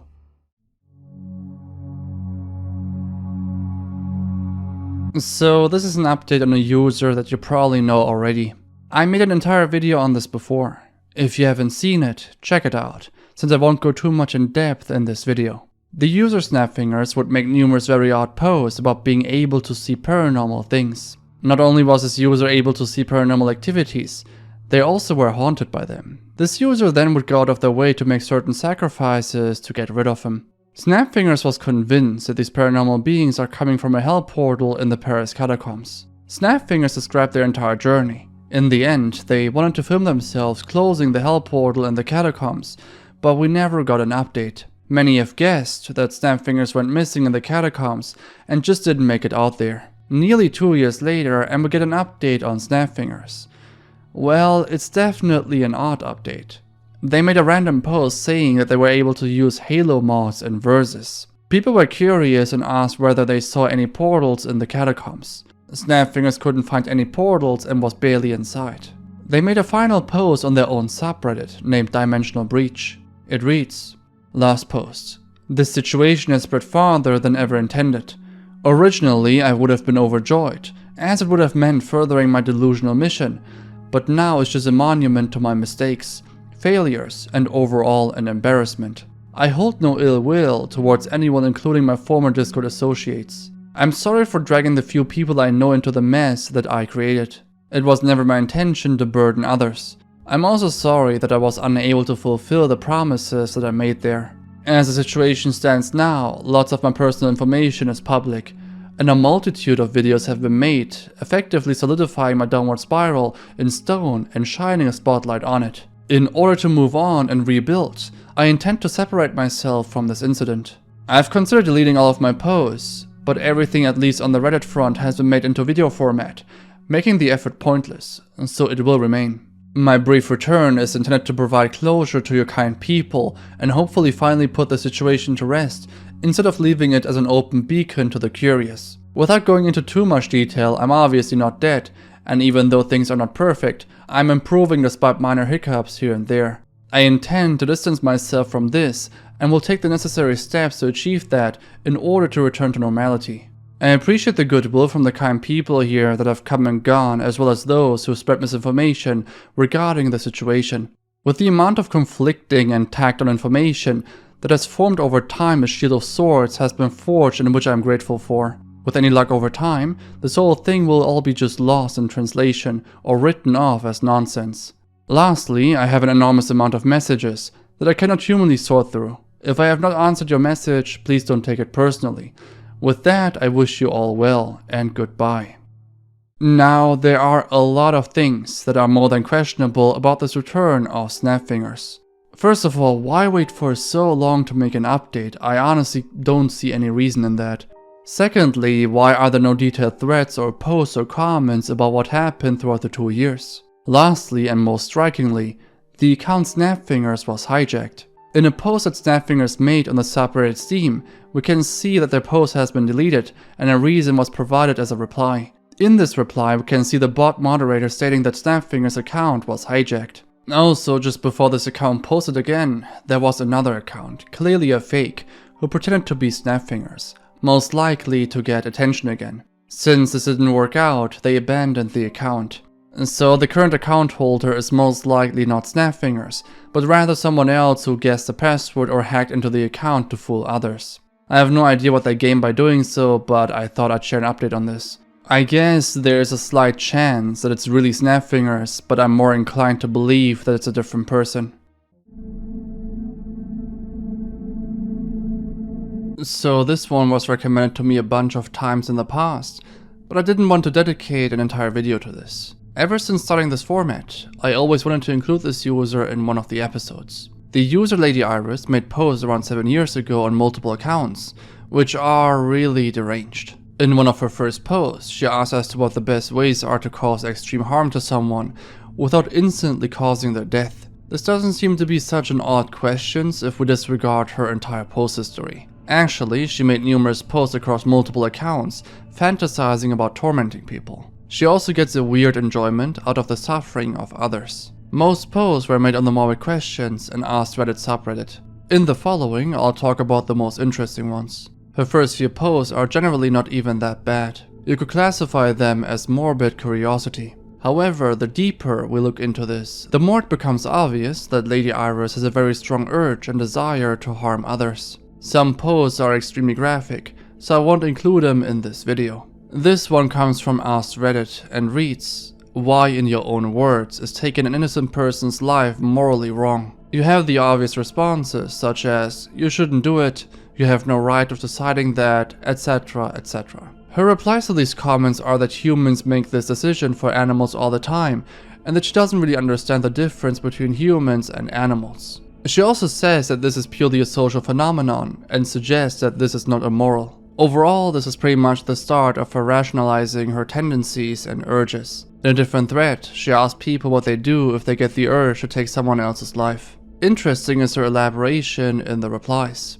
The thoughts themselves aren't uncomfortable though. It's a sadistic thing for me. I enjoy the thoughts and they bring me great pleasure, but it's frustrating not being able to indulge in them. If I knew I could get away with it, I'd take the risk. But I'm too careless of a person, and I know I would be caught. I have a good life and don't want to spend it in jail. In a different reply, she states as to how long she has been dealing with her urges. I'm about to turn 26 this October.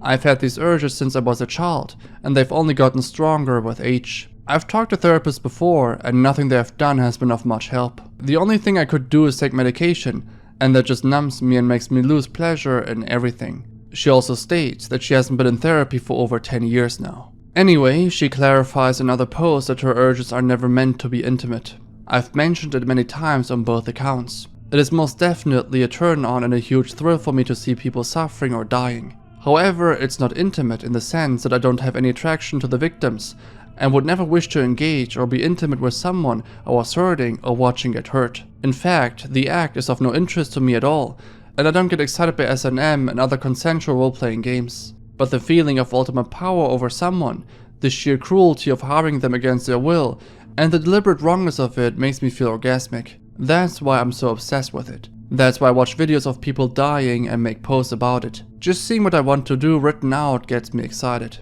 Honestly, the replies only get more graphic from here on onward, so I'll stop here. I know this could just be an edgelord or a troll trying to get attention, so take the post history of this user with a grain of salt. So this final post comes from a user called Alexander Robb. It's basically a long story. It was shared a few months ago and reads, "Strange happenings in the mountains of Washington State. I was hiking in the Olympic National Forest a few years ago by myself and my 2 dogs. We were 4 days in, around 20 miles at least, as the crow flies from a known mountain road. I was camping at around 7k feet that night, or right where the tree line started thinning out. So when we got to the campsite, a big open meadow on top of a secondary mountain, it was about an hour from sunset. My big dog usually runs around within proximity of the camp as I put the tent up, make dinner, etc. But I noticed this time was a little different. He kept staring up the steep tree-filled mountainside, tail straight up and barking. Not the bark when he sees marmots, not the excited high-pitched barks, but rather unsure, concerned barks. Now the day before, I had found a note left under a rock at the last landmark, saying that there was a problematic bear in the area that was harassing a group of campers a few days ago. And I myself had seen big cat tracks the day before, so I was rightfully concerned that this may be something more. I decided to go climb some of the boulders at the foot of the hill, while I took some time looking up the hillside for movement, before I went to go hang my bear bag up there. They were the only trees around to hang the bag. I didn't see, hear anything, but my dog kept quietly whining like there was something up there. So while still concerned, I started hiking up the steep hill to hang the bag. It was so steep, I had to use the trees to balance and lean against, so I didn't go tumbling down, before making another 5 to 6 steps to the next tree I could lean against. Anyway, I'm making it up this hill ridge, hopping from tree to keep my balance. And then I get about 100 feet up the hill, and I hear a whole lot of big movement about 50 feet in front of me. My dog immediately goes from a deep low growl to a savage slobber type barking now. My heart starts pounding out of my chest, and I start to panic. A million thoughts go racing through my head in the matter of seconds. Because if this is a bear, my dog is going to try to save me, in which he will most likely die. And I'm stuck here. If I have to get off that hillside fast, I almost 100% am going to trip and fall off the 12 to 15 feet cliff onto the boulders below, like 100s of 5 to 20 feet boulders. So I'm feeling pretty screwed now. Then I hear my other little dog barking and freaking out down at my campsite, which was just out of sight. I had zipped her in my tent, so she couldn't wander off while I was away. So yeah, I'm absolutely panicking at this point. A few seconds after, I kinda snapped out of it. And I took another few seconds to start to put my survival priorities in order and call my dog back to me. He comes and sits against my feet as my back is against the tree, so I'm kinda pinned, stuck there for the moment. But my dog was seemingly trying to separate me from something up there, so I let him lean against me while I tried to collect myself. This is when I realized I completely forgot that I had my headlamp on. While I reach up to turn my lamp on, I basically punch myself in the face. I'm having some serious rush going on right now, even my knees are starting to shake. I get my lamp on and peer up the hillside. I figure I'll at least get a reflection of the eyes of whatever is up there. Peering, nothing. But I had just heard something. We both did. And whatever it was, it didn't get away, or sound like it had made it too far. I knew something was there, so I'm kinda just steadfast at this point. I need to know what is up there, because I have to sleep here tonight. And you know, I'm out in the middle of nowhere alone. Better to face it than wait all night. So yeah, as I'm looking up this hill, my dog lunges forward, unpinning me. He does a fake, bluff charge up the hill about 15 feet. And I mean he's snarling and foaming at the mouth at this point. As he does it, I finally see movement. Something moving up and breaking the line of the horizon sunset. My dog's bluff made whatever it was blow its cover. So I'm zeroed in. I call my dog back and silently watch. And what I see made my heart completely drop. There was a man crouched about 75 feet directly in front of me, wearing not camo clothes, but some raggedy stuff with a hood that blended into the environment perfectly. Actually almost like a makeshift gill suit, but with his face exposed. I couldn't see his eyes, and his face was covered in dirt or something, but I knew we were staring right at each other at that moment. So I stare, for what seems like minutes. No words. I felt like I was trying to subconsciously convey that I was going to stand my ground. I wanted him to know I saw him, but I guess I was just too shaken to speak. As I'm staring, my little dog back at the campsite started to bark her head off again, like she was scared. And I also had to get off that hill before total dark, or I could be seriously hurt, risk dying trying to get back down. And so carefully, I start heading down the hill with my dog, who doesn't want to leave but listens. Periodically, I would stop with my back against a tree holding me up, and look in that direction again, just to make it even more clear I saw him. And eventually, I make it down to the boulders at the bottom. By the time I finally jumped down and hit the boulders, my little dog had stopped barking. I could only see the top of my tent from the bottom of the boulders. I thought she was barking just to bark, or just barking back at my dog. But when I get there, my little dog had somehow got out of the tent, and was walking around the camp growling, with her tail sticking straight out. Still trying to hold it together, I thought okay. Maybe she just got her nose between the zippers and worked her way out. But I was positive I had zipped it to the very top of the tent door. So, in a mixture of being terrified, pissed off, and the feeling of needing to do something, I reached into my day bag and pulled out my .40.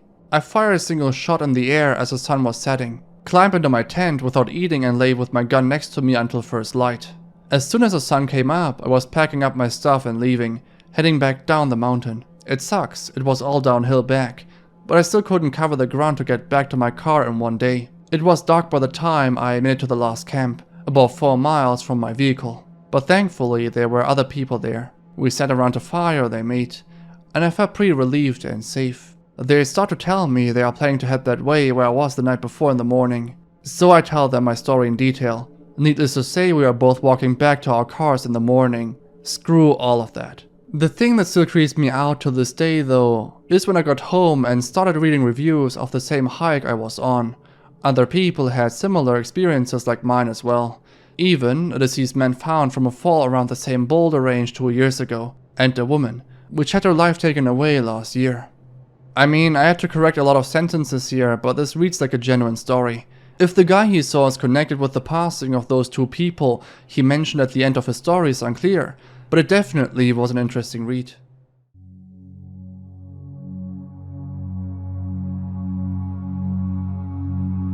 Probably my last post, from Ukraine.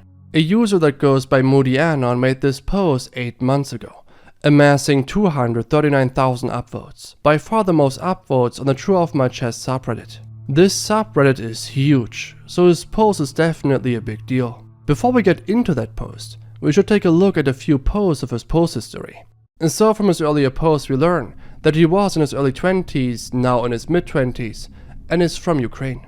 He also states numerous times that he deals with a lot of mental health issues and is having a tough life. However, we later learn that he joined the army in Ukraine. In a later post he states that someone told him to enlist in the army, since it would fix him up, but it turned out to not be the case. Quote, "My boot camp was emotionally draining, but what came after that, months of fighting on the front lines of a civil war against separatists, was even more brutal.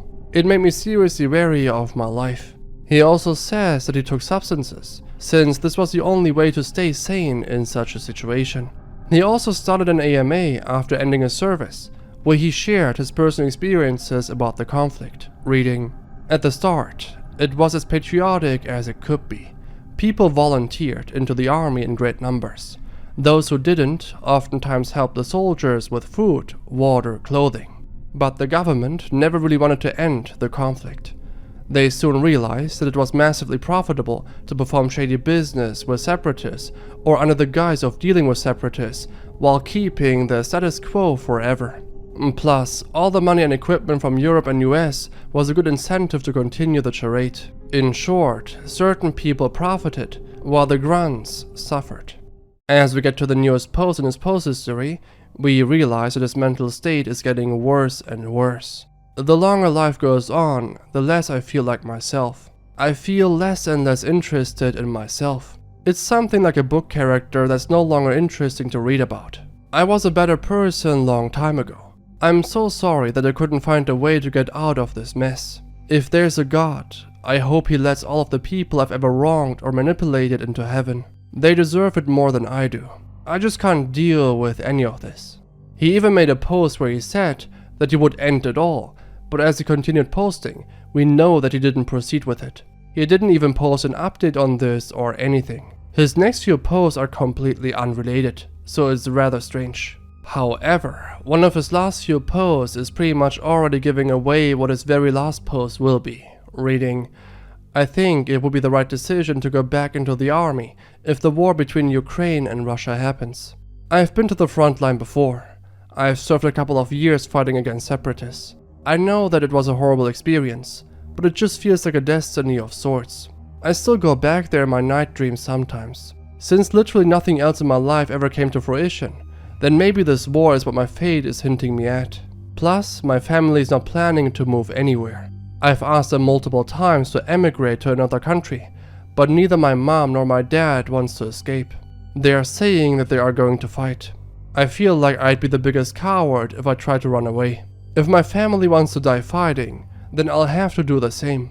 It feels like there is no other decision here." And so after this, we get to his final post with nearly 240,000 upvotes. And just for reference, the second highest rated post doesn't even have half of the upvotes. Here he says that this will probably be his final post from Ukraine. It reads, "Well, I guess this is it. Sirens are wailing all over the city. I couldn't run away from my problems no matter how hard I tried. All those years of suffering, lived through them only to get the worst hand dealt ever. And yet, I don't want to escape. I was a coward my whole life, but now it gets personal. For today, I am wasting myself with my friend, to forget what's happening for at least one more day. Then, like I said in my previous post on the subreddit, I'm joining the army. If I ever return back to this platform, it's either as a hero or as a spineless coward. Goodbye, everyone." Over 8 months later, and we have never heard back from Moody Anon. He was suffering a lot through his entire life, and this seemed to be the final thing that he wanted to do in his lifetime. The subreddit Legal Advice contains many posts that could be featured in this format, but one definitely sticks out. It's a post from the user Intrepid Sport, and one of the most upvoted posts in the subreddit. It's not a really long post, so let me go through this in its entirety. "I think my boyfriend has been drugging me to make me forget things. He is a doctor. This is in North Texas. Hey, so I must apologize if this post is jumbled a bit. I started typing it up in Word yesterday before my date and forgot about it before finishing it today. I think my boyfriend has been secretly drugging me for a while now and is gaslighting me. I know this is going to be hard to explain, but I have been having gaps in memory that I have been explaining away as being tired or overworked or whatever else. I was going to ask my boyfriend about it since he's a doctor, but then I started to notice that this seems to happen when I go on dates with him. I know it must be crazy, but I have woken up with dried semen on my breast several times with no memory of the night before. I know it's him as... well, I won't get into details, but he likes that kind of thing more than other guys would. The first time it happened was when we were drinking, and I wrote it off as too much to drink. We got drunk and have sex all the time, so it's not a big deal to me. But then there were a few times when I know we were not drinking. I decided to break up with him over it, only to suddenly find myself on a date with him a few days later. I had not yet had the conversation to break up with him, but planned on it next time I talked with him. I remember being at the restaurant, but nothing before that. My car and his car was in the parking lot too, so I was confused. I decided to play along when he asked me to come back to his place. After 3 days at his place, I remembered everything, so I started to trust him again. Knowing he was an ENT, I know it won't be his forte, but he's a doctor. I was going to ask him about my issues when he randomly pointed to these red bumps on my thigh and said I should be treating those sores. I had completely forgotten they were there. These little red bumps that looked like needle injections that got infected. I got so freaked out he mentioned them that I decided to leave. The next day he came over to check on me, and I remember waking up in bed with more dried semen on my chest. Then today he met me for lunch, saying we had agreed to meet. I never agreed to meet with him and would never want to. He does this all the time, saying we agreed to do something I have no memory of. I'm sick and tired of it and want him punished. This has started to affect my work life as well, as I start to get paranoid when I see a boss walk into a room after making eye contact with me. I get paranoid that they are about to fire me. My friends also state I have been acting strangely and out of character. I have even begun to lose sleep and sleepwalk when I do. Is there a way to have blood work done to see what kind of substance he is using on me? I don't want the police to blow me off and push me away as some crazy lady, so I want to be damn sure when I go to the police.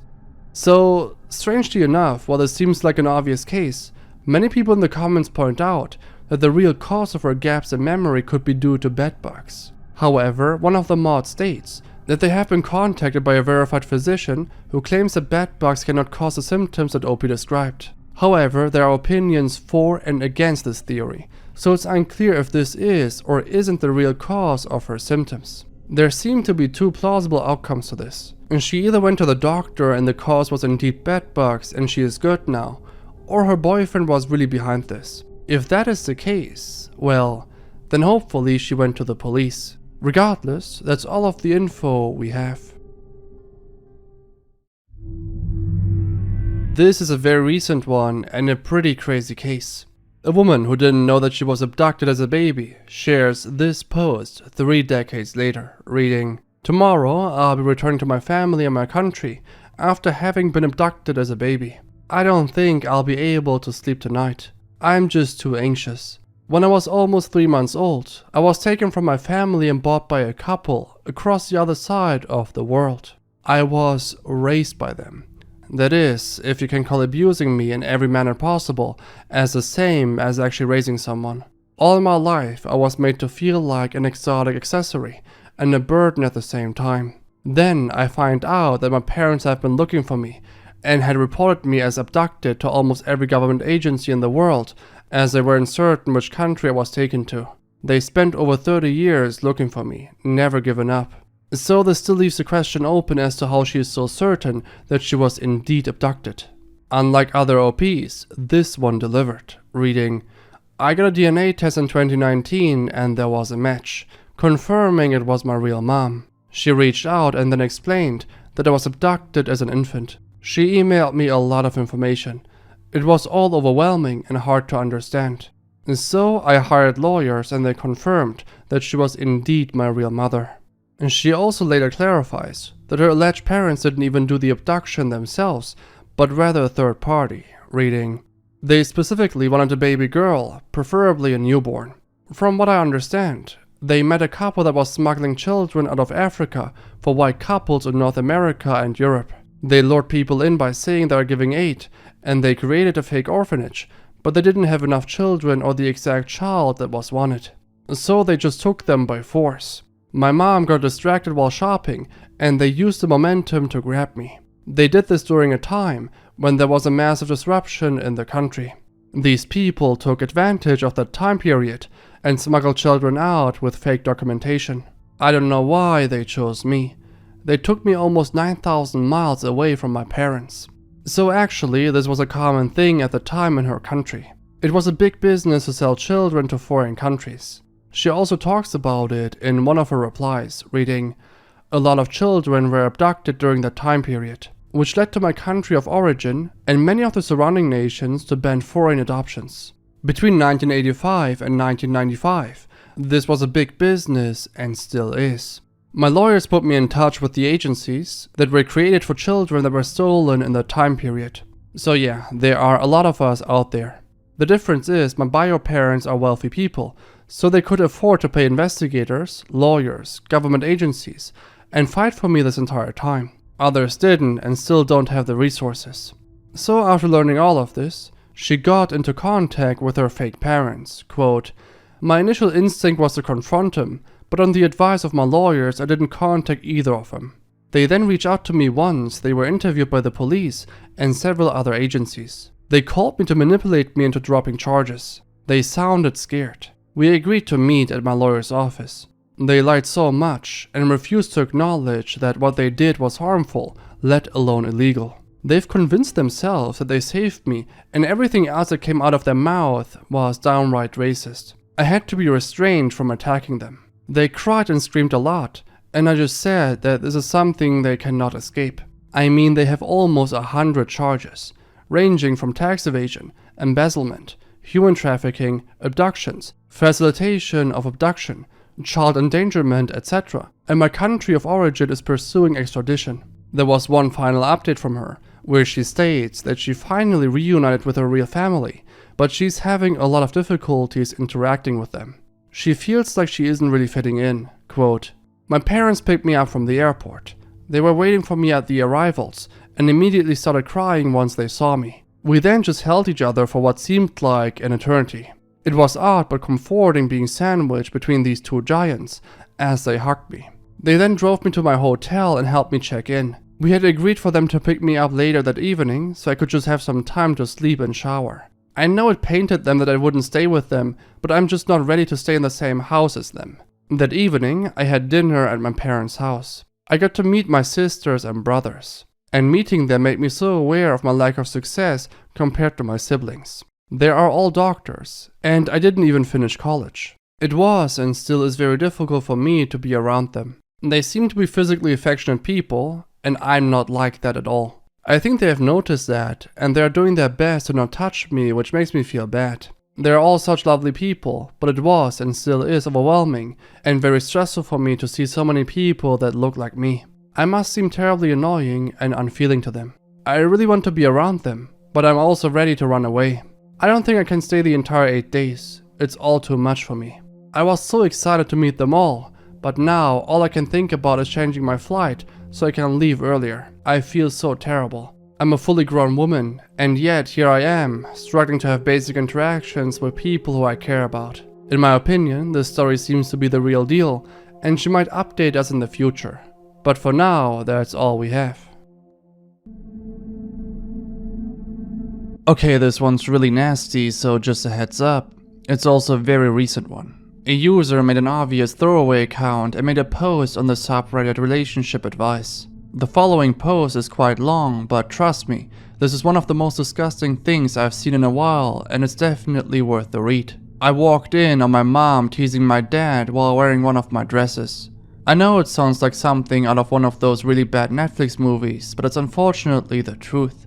I was over at a friend's house for most of the day yesterday, and I wasn't supposed to be coming home until later in the evening. My friend has a pool and stuff, so I've been at her house a lot since school ended a few weeks ago. Mid-afternoon, we decided to go and just drive around, then wanted to go shopping. I didn't bring my money with me. We decided to go to my house to grab some cash on the way to the mall. When we got there, my friend waited in the car because I was only going to be gone for a couple of minutes. When I walked into my house though, my parents were on the couch. I don't want to be too overly graphic about what was going on, but my mom was on my dad's lap teasing him, and it was very clear what they were going to do. They both froze when they saw me. Totally expected, because they didn't plan on being interrupted at all. I was frozen too. Then, after a couple of seconds, I realized my mom was literally wearing one of my favorite dresses. Like, I wear it all the time. Not even like it's really revealing or anything, just a normal summer dress. We were all looking at each other in shock for a few seconds before my mom just said,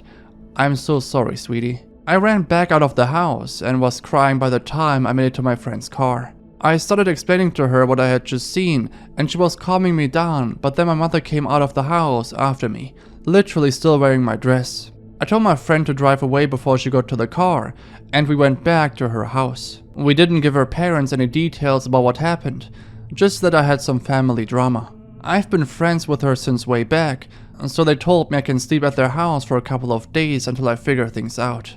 I barely slept last night at all. Every time I close my eyes, it's like I see it in my head.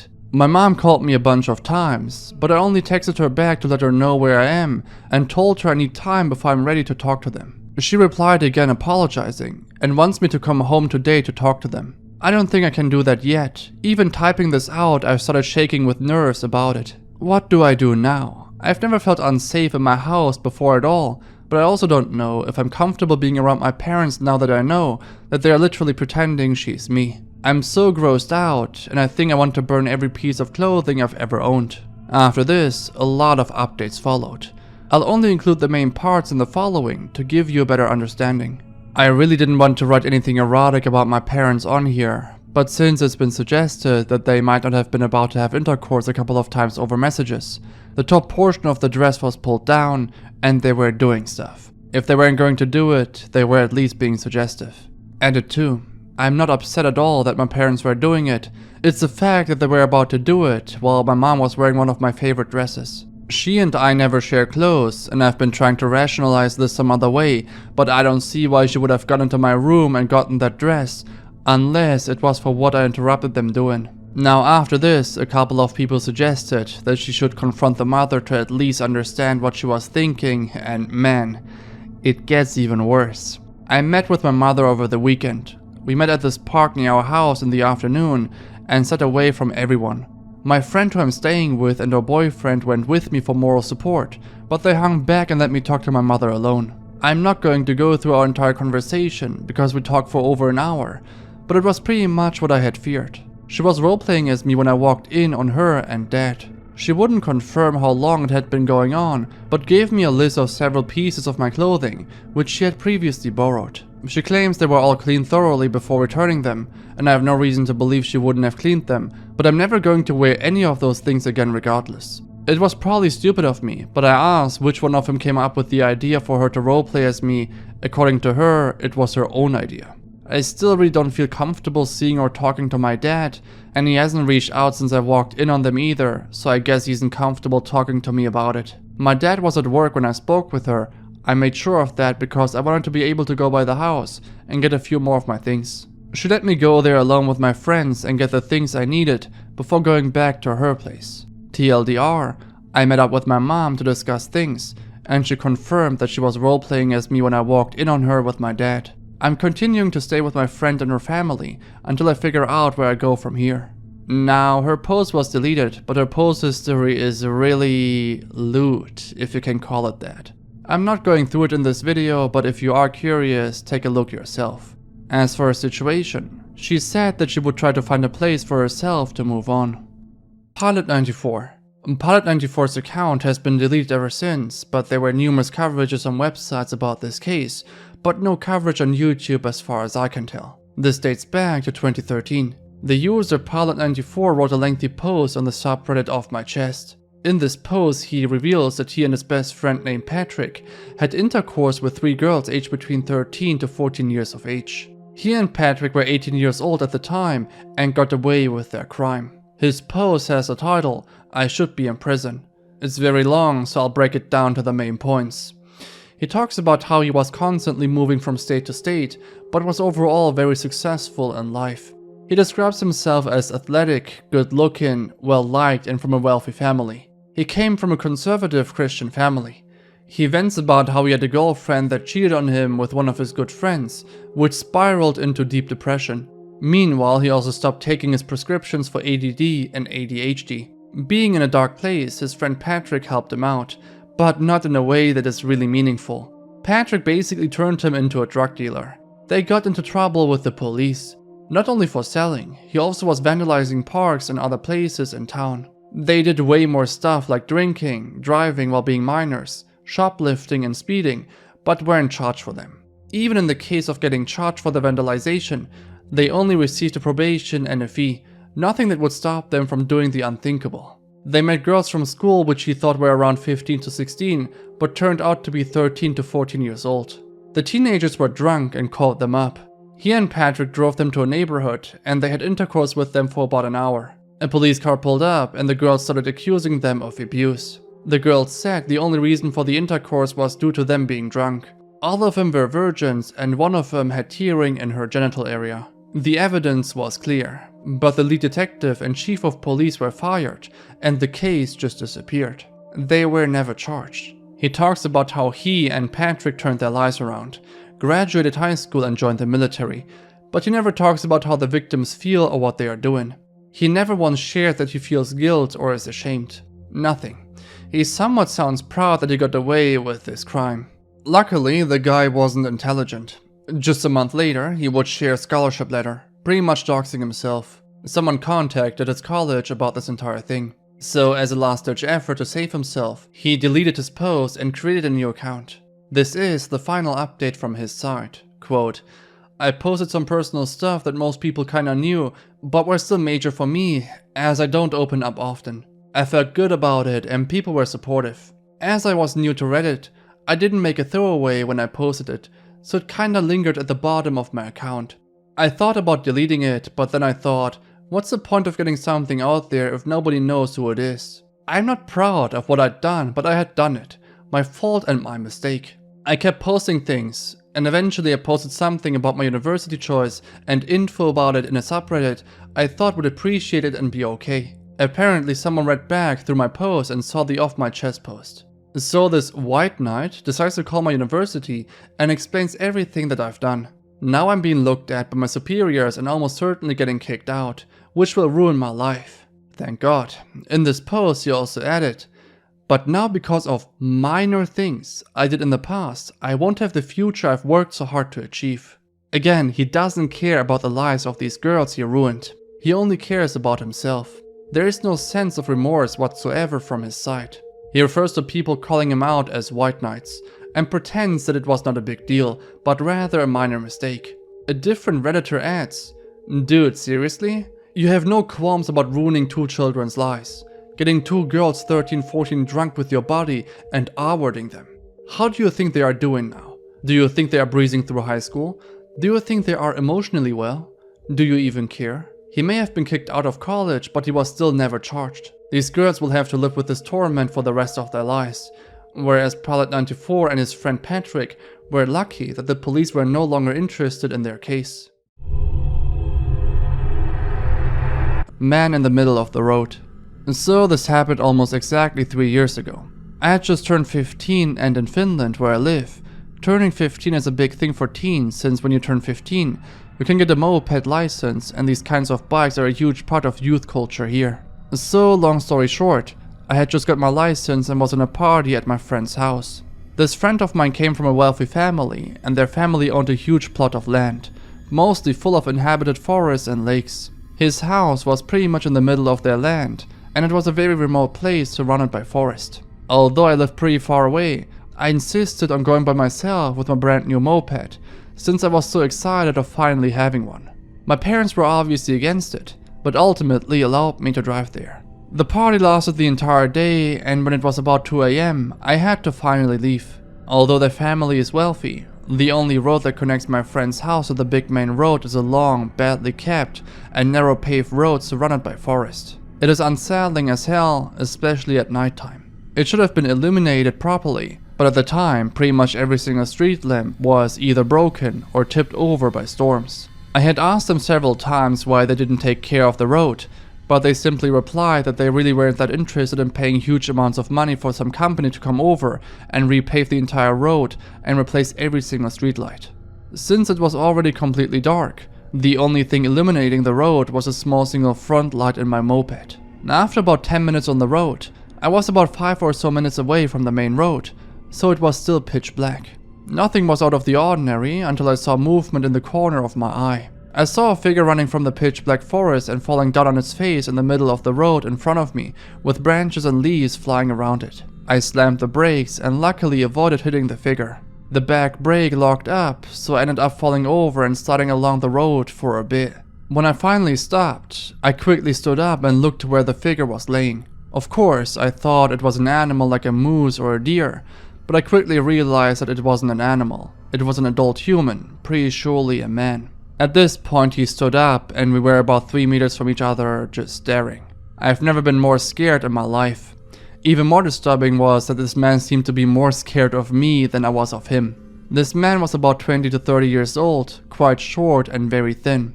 His face was pale and his eyes were deep in his eye sockets. If you know what a badly malnourished people's face looks like, you know what his face looked like. He was wearing a dirty hoodie and basketball shorts, despite it being less than 5 degrees Celsius outside.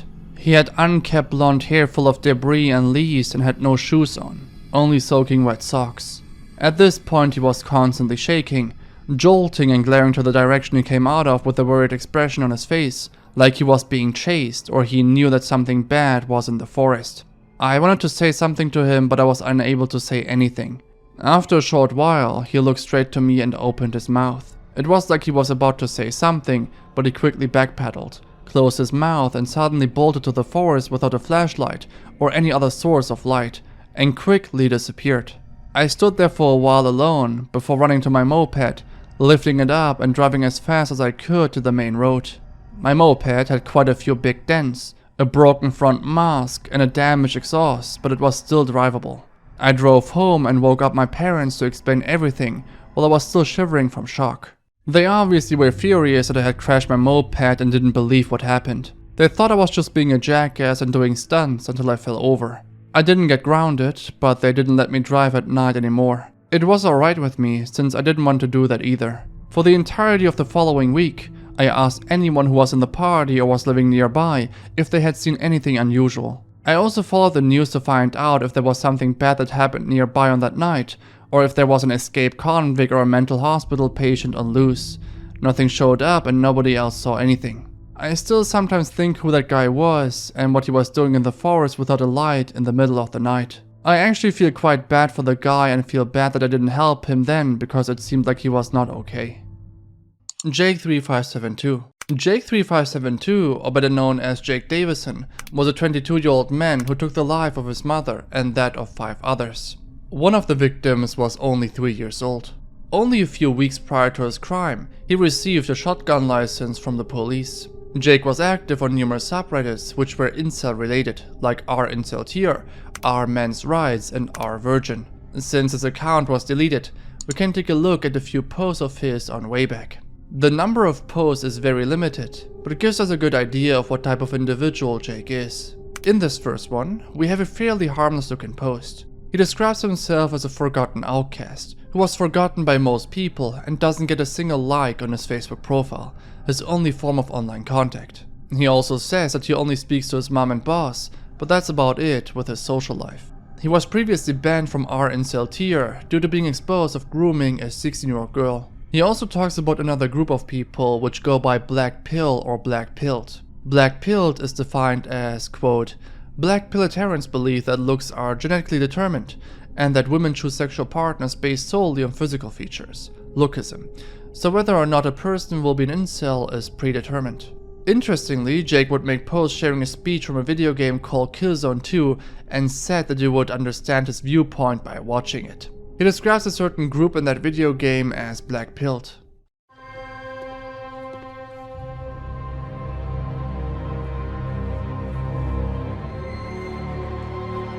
My people, sons and daughters of Helgan, for many years we have been a broken nation, shunned, oppressed, and conquered by those we sought to escape. 10 years ago, I asked for time, and that time was granted by you. You, the strength in my arm, the holders of my dreams. I personally didn't really understand where he's coming from, and most commenters under that video also talked about stuff that was completely unrelated. One of the last posts available in the archive is this one. This illustrates quite perfectly what his opinion about women are. Quote, women are programmed to be professional victims. They never take responsibility for anything, their bad behavior, bad choices, or bad morals. It's always men, society, the patriarchy, ugly men, creepy guys, or other women's fault. He continues venting about how bad his mother is, but still stays with her because of money reasons. The last comment that I want to share is at the same time the most ironic one, given the context I established in the beginning. Here he says, if you are enjoying life, I'm glad. I just don't like it when people make ignorant comments and accuse me as if I'm some kind of vile, disgusting monster of a person. Well, you pretty much prove the contrary by taking the lives of so many people, including that of your mother and that of a child. So this one is really something else. It comes from a user named ConcernedDad1965. He made a post on Ask Reddit. It reads, I think my teenage son may have sodomized our dog. I'm not sure what to do. Help me, Reddit. Okay, for obvious reasons, this is a throwaway account. So I'm not even sure how to start here. The last couple of weeks, my dog, 7-year-old Lab, has been acting noticeably different. I guess I could describe it as distant and even depressed. He's normally an extremely outgoing and happy dog, very playful and energetic, etc. He started acting very withdrawn and nervous around people, even his own family. At first, I kind of brushed it off as feeling under the weather, but after about a week and a half, I decided maybe he needed to see a vet. I got him in yesterday, and after an examination, The vet told me that he believes the dog has been sodomized. It had slight damage in a way that was consistent with that sort of thing. He said he can't really imagine that his injuries could have come about any other way. So already now I'm pretty upset and sort of freaking out. Who would do this sort of thing to a dog? I thought about all of the people that had access to the dog and my backyard. Gardeners crossed my mind, my neighbors, etc. The only people that live in the house are my wife, myself, and our teenage son. I came home and thought about it for a while. I had this really ugly sinking feeling in my stomach about the possibility that it could have been my son. I decided to look around his room. I didn't really know what I was expecting to find, and I didn't really find anything in there that screamed guilty until I decided to check his browser history. I found he had been on a bestiality forum recently and a site with pictures of that sort of thing. I felt like I was going to throw up. Now I know that this isn't definitive proof of anything, but it sure doesn't look good. The more I think about it, the more I'm convinced my son had intercourse with our dog. I haven't told my wife yet or done anything about it. I haven't left him alone with the dog since. I'm totally confused and upset and don't really know how to proceed with this. Reddit, please help. I know this is a very crazy story, and the father even made numerous edits after this. Before I comment on this, let's have a look at the following. Edit. Thank you all for your advice to those of you who are serious. I understand this seems like a joke to some of you, but it's not to me. So for those of you who gave real advice, thank you. I think I'm going to take your advice and confront him about it privately, without involving my wife. It is not going to be an easy conversation, but it has to happen. My only worry is the possibility that he isn't guilty of this and somebody else did it. I guess then, we still need to talk about what I found on his computer anyways. Thank you for being there for me, Reddit. Edit 2. Okay, my son just got home. I'm going to have the conversation with him when I can get a moment alone, and I will come back and let you guys know what happened. Edit 3. Okay, just spoke to my son. Before I get into our talk, let me quickly say thank you all again for your incredible advice and support. There were a lot of really helpful suggestions in here, and I took some of your advice. Anyways, our family had dinner and did our usual nighttime stuff. My wife and I watched TV. Son was in his room after dinner like all teenagers are, and Doc obviously was with me. I waited for my wife to go to bed, which felt like forever because I was so nervous, but she finally did about an hour ago, and I went into my son's room to have the talk. I basically said, listen, I noticed the dog has been acting weird. I took him to the vet. I found out someone had intercourse with him. Any ideas what might have happened? I looked at my son and he seemed ever so slightly nervous, but pretended to know nothing about it. I expected this, so I brought up the sites I found on his computer. Naturally, this made him pretty upset, and he got really indignant at the thought that I snooped around his computer. Fair enough, I get it. But I got him back to the point, and tried to be as understanding and fatherly as I could, and just told him that whatever happened, I'm not going to judge him, and he's not going to be punished. I just need to know the truth. After about 10 to 12 minutes of this, he finally breaks down and admits that he put the handle of a hairbrush as well as fingers into the dog a few times during a day last week. He said he wasn't trying to hurt him, and he stopped when the dog at one point freaked out. He said he didn't think he hurt it that bad, and he was too embarrassed to tell us or do anything about it. I believed him in this, but he also didn't give a very satisfactory answer as to why exactly he would do this in the first place. I have to admit, either way, I was glad on some level to hear that he wasn't intimate with the dog. So basically, we agreed that I wouldn't tell his mom, but that we would find a reason to tell her that he needs to see a therapist for a bit. I know I told him I wouldn't tell his mother, but the more I think about all of this, the more I think I may eventually have to go back on that promise. As for now, the dog is staying with the family, and obviously I made him swear up and down that he won't touch the dog like that again, under threat of severe consequences. It's too early to tell if he feels remorse, or is just humiliated. It's hard to say. It was very uncomfortable for both of us, but especially my son. I'm sure we can all imagine. Thank you all again so incredibly much for your support, advice, understanding, and love for both the dog and my son. I have to admit, some of you even made me laugh at a few things I didn't want to. Thanks again, Reddit. Edit 4. Due to the outpouring of concern and help from you guys, I will update in a week or so and let you know what's happened. Today I located a therapist that specializes in teenagers. I made a preliminary appointment for my son to go in and talk to her. I disclosed to her some of the issues without getting into too much detail. For now, my son doesn't know this, but it will be helpful for her to have some idea of what we are dealing with. My dog is still not in the best of spirits, but seems to be making progress. I went for a walk with him today, and he was more playful than he has been the past week. I've been trying to be extra good to him as well, and the laugh seems to be helping slowly to bring the happiness back into his eyes. Can't say I'm still not a little peeved about what happened, but I feel like to show my son that I'm too upset might be damaging right now. I think we just need to find out why he thought this was okay. As for the brush handle, some of you bring up a good point. I should ask him to throw whichever brush that is away. For some reason, that didn't even cross my mind. Anyways, I'll give you all an update on the situation in a week. Thanks again. Well, an update never followed. Also, a few Redditors in the replies point out a few things about the story. One user says, "I'm really sorry, but I suspect the hairbrush explanation is an excuse to cover up what really happened. I hope it isn't."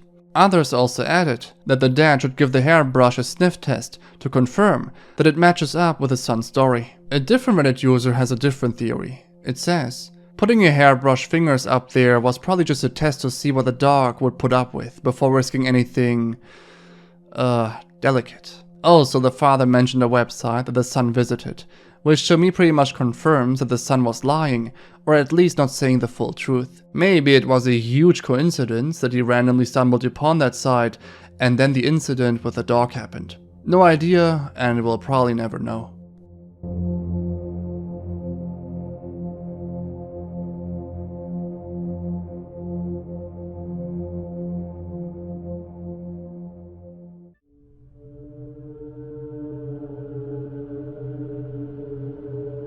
The subreddit Creepy Encounters contains a lot of very interesting and unsettling posts.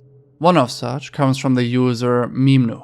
They made a post 10 months ago stating the following: "Our pharmacist saved my sister from a possible kidnapping. This was 1992. My mother was going through a bad patch in her marriage and chemotherapy for breast cancer.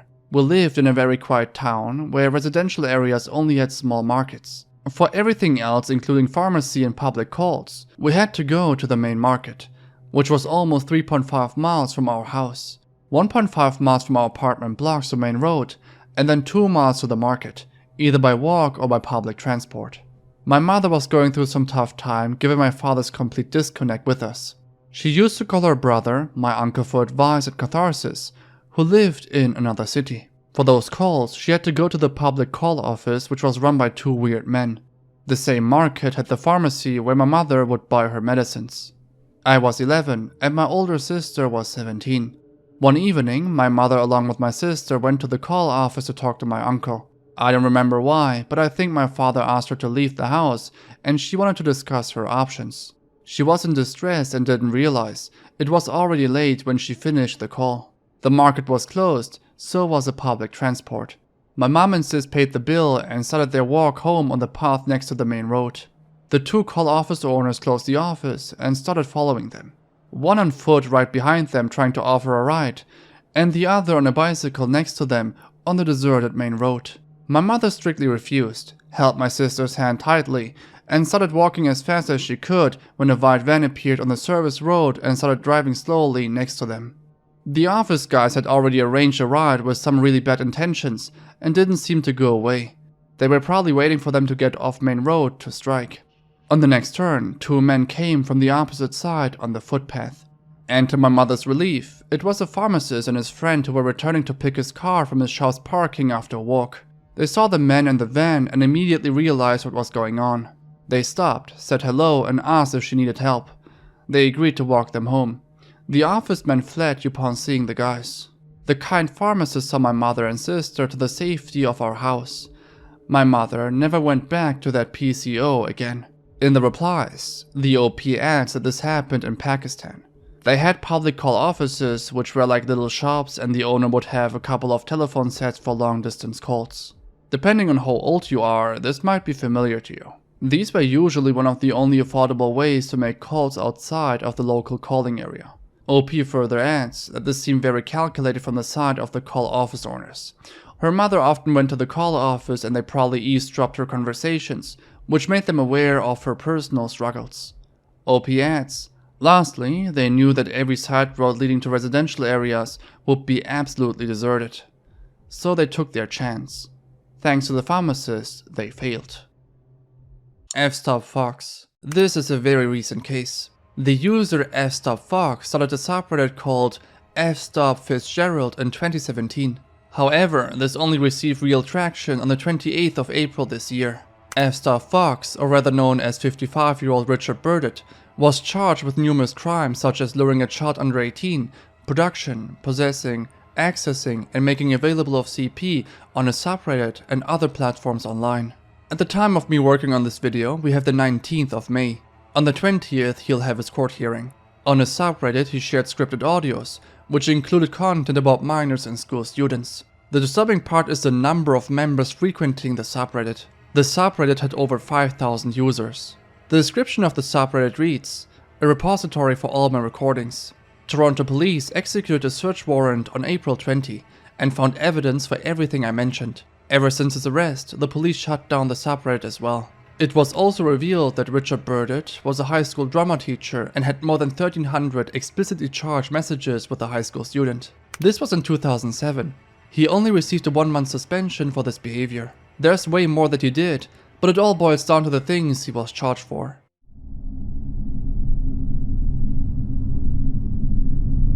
This one is from 2 years ago and was shared by a user called Staring Void on the Let's Not Meet subreddit. What this user details in their post is really terrifying. Their post reads, "Someone broke into my house and tried to find me. A few years ago, I was renting a house in Northern California. The neighborhood was just outside the suburbs. It seemed like the perfect balance of having space and having nice neighbors close enough to not feel isolated. The area had no streetlights, so it was very dark at night, especially if there were clouds blocking the moonlight. It didn't bother me though. It made my little house feel even more quaint on dark nights. I got home from work one day in midwinter. It was a cloudy night, so pulling up to my house, I saw only what my headlights and front porch light illuminated. When I got out of my car, I caught a whiff of cigarette smoke. That was odd, as I had never smelled that before around that house. I didn't see anyone nearby, so I ignored it and went inside. I had just got off a shift with a few hours of overtime, so I felt pretty tired. Even though it wasn't even 7 yet, I decided to take a shower and call it a night. I woke up sometime later, and was sure that I had heard noise inside my house. I wasn't worried right away because my friend would sometimes stop by to use my shower after work on his way to his night classes. I even gave him a spare key so he could stop by even if I wasn't home. He would always text me to let me know beforehand though, and I hadn't heard my phone go off. I reached over to my bedside table and picked up my cell phone to see if my friend had sent me a text. The bright light from my phone's screen and number pad blinded me. These were the days before phones had a light sensor that would dim the screen in the dark, and this particular phone was so bright I could use it as a flashlight. Through squinted eyes, I could make out that it was 9-something, but I couldn't tell if I had an unread text or not. I set my phone aside and called out my friend's name. There were a couple of seconds of silence before I heard loud footfalls as someone started running through the bottom floor of my house. I leapt out of bed and ran to the closet. They were already up the stairs by the time I'd opened the door and stepped inside. That house had 3 rooms upstairs, 2 bedrooms on either side of the hallway, the one I was in and a spare, and a bathroom at the end. The bathroom doors were both closed, but the bathroom door was cracked open. I heard whoever was in my house thunder down in the hallway past my door and into the bathroom. Thank God he did. That gave me enough time to open the attic access in the ceiling of my closet and hoist myself up.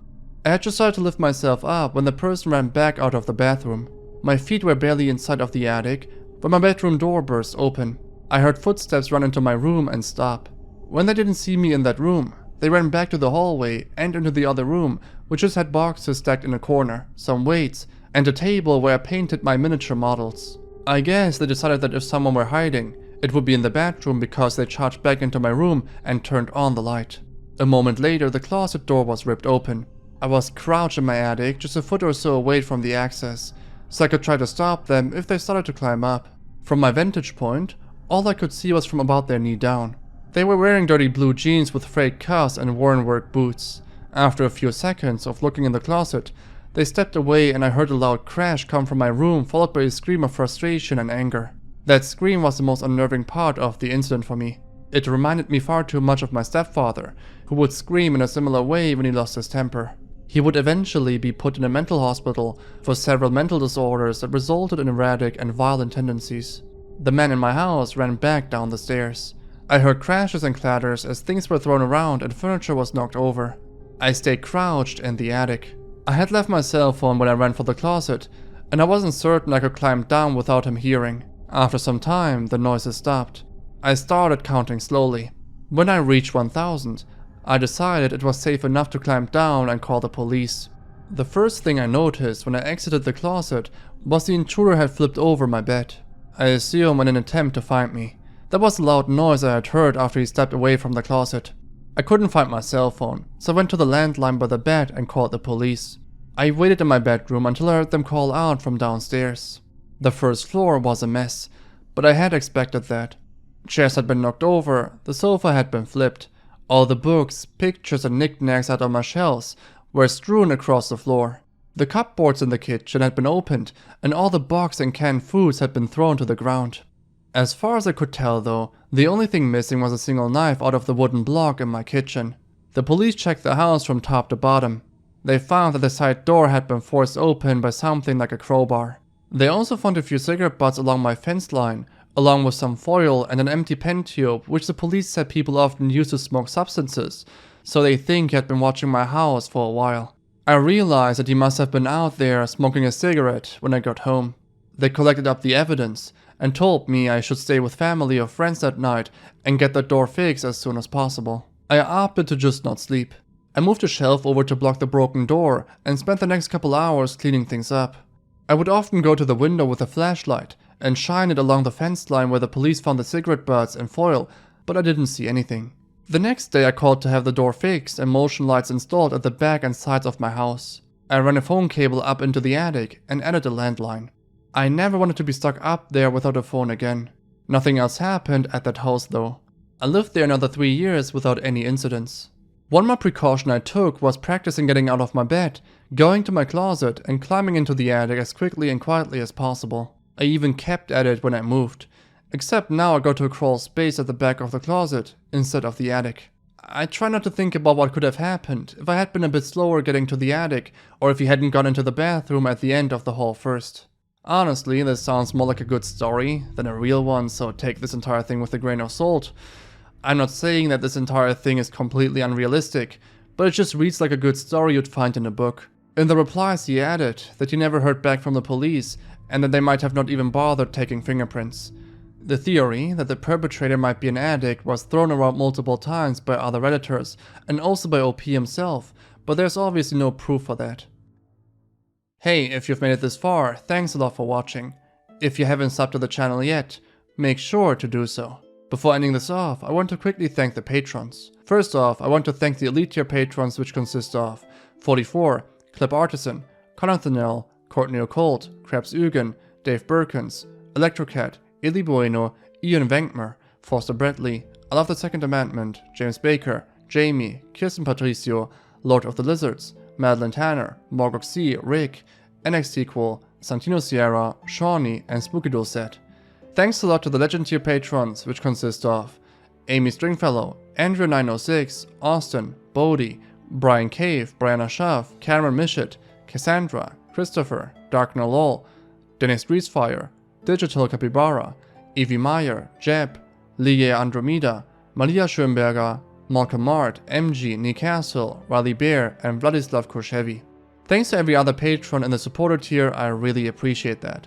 Thanks so much for watching, and I'll see you guys next time. Bye bye.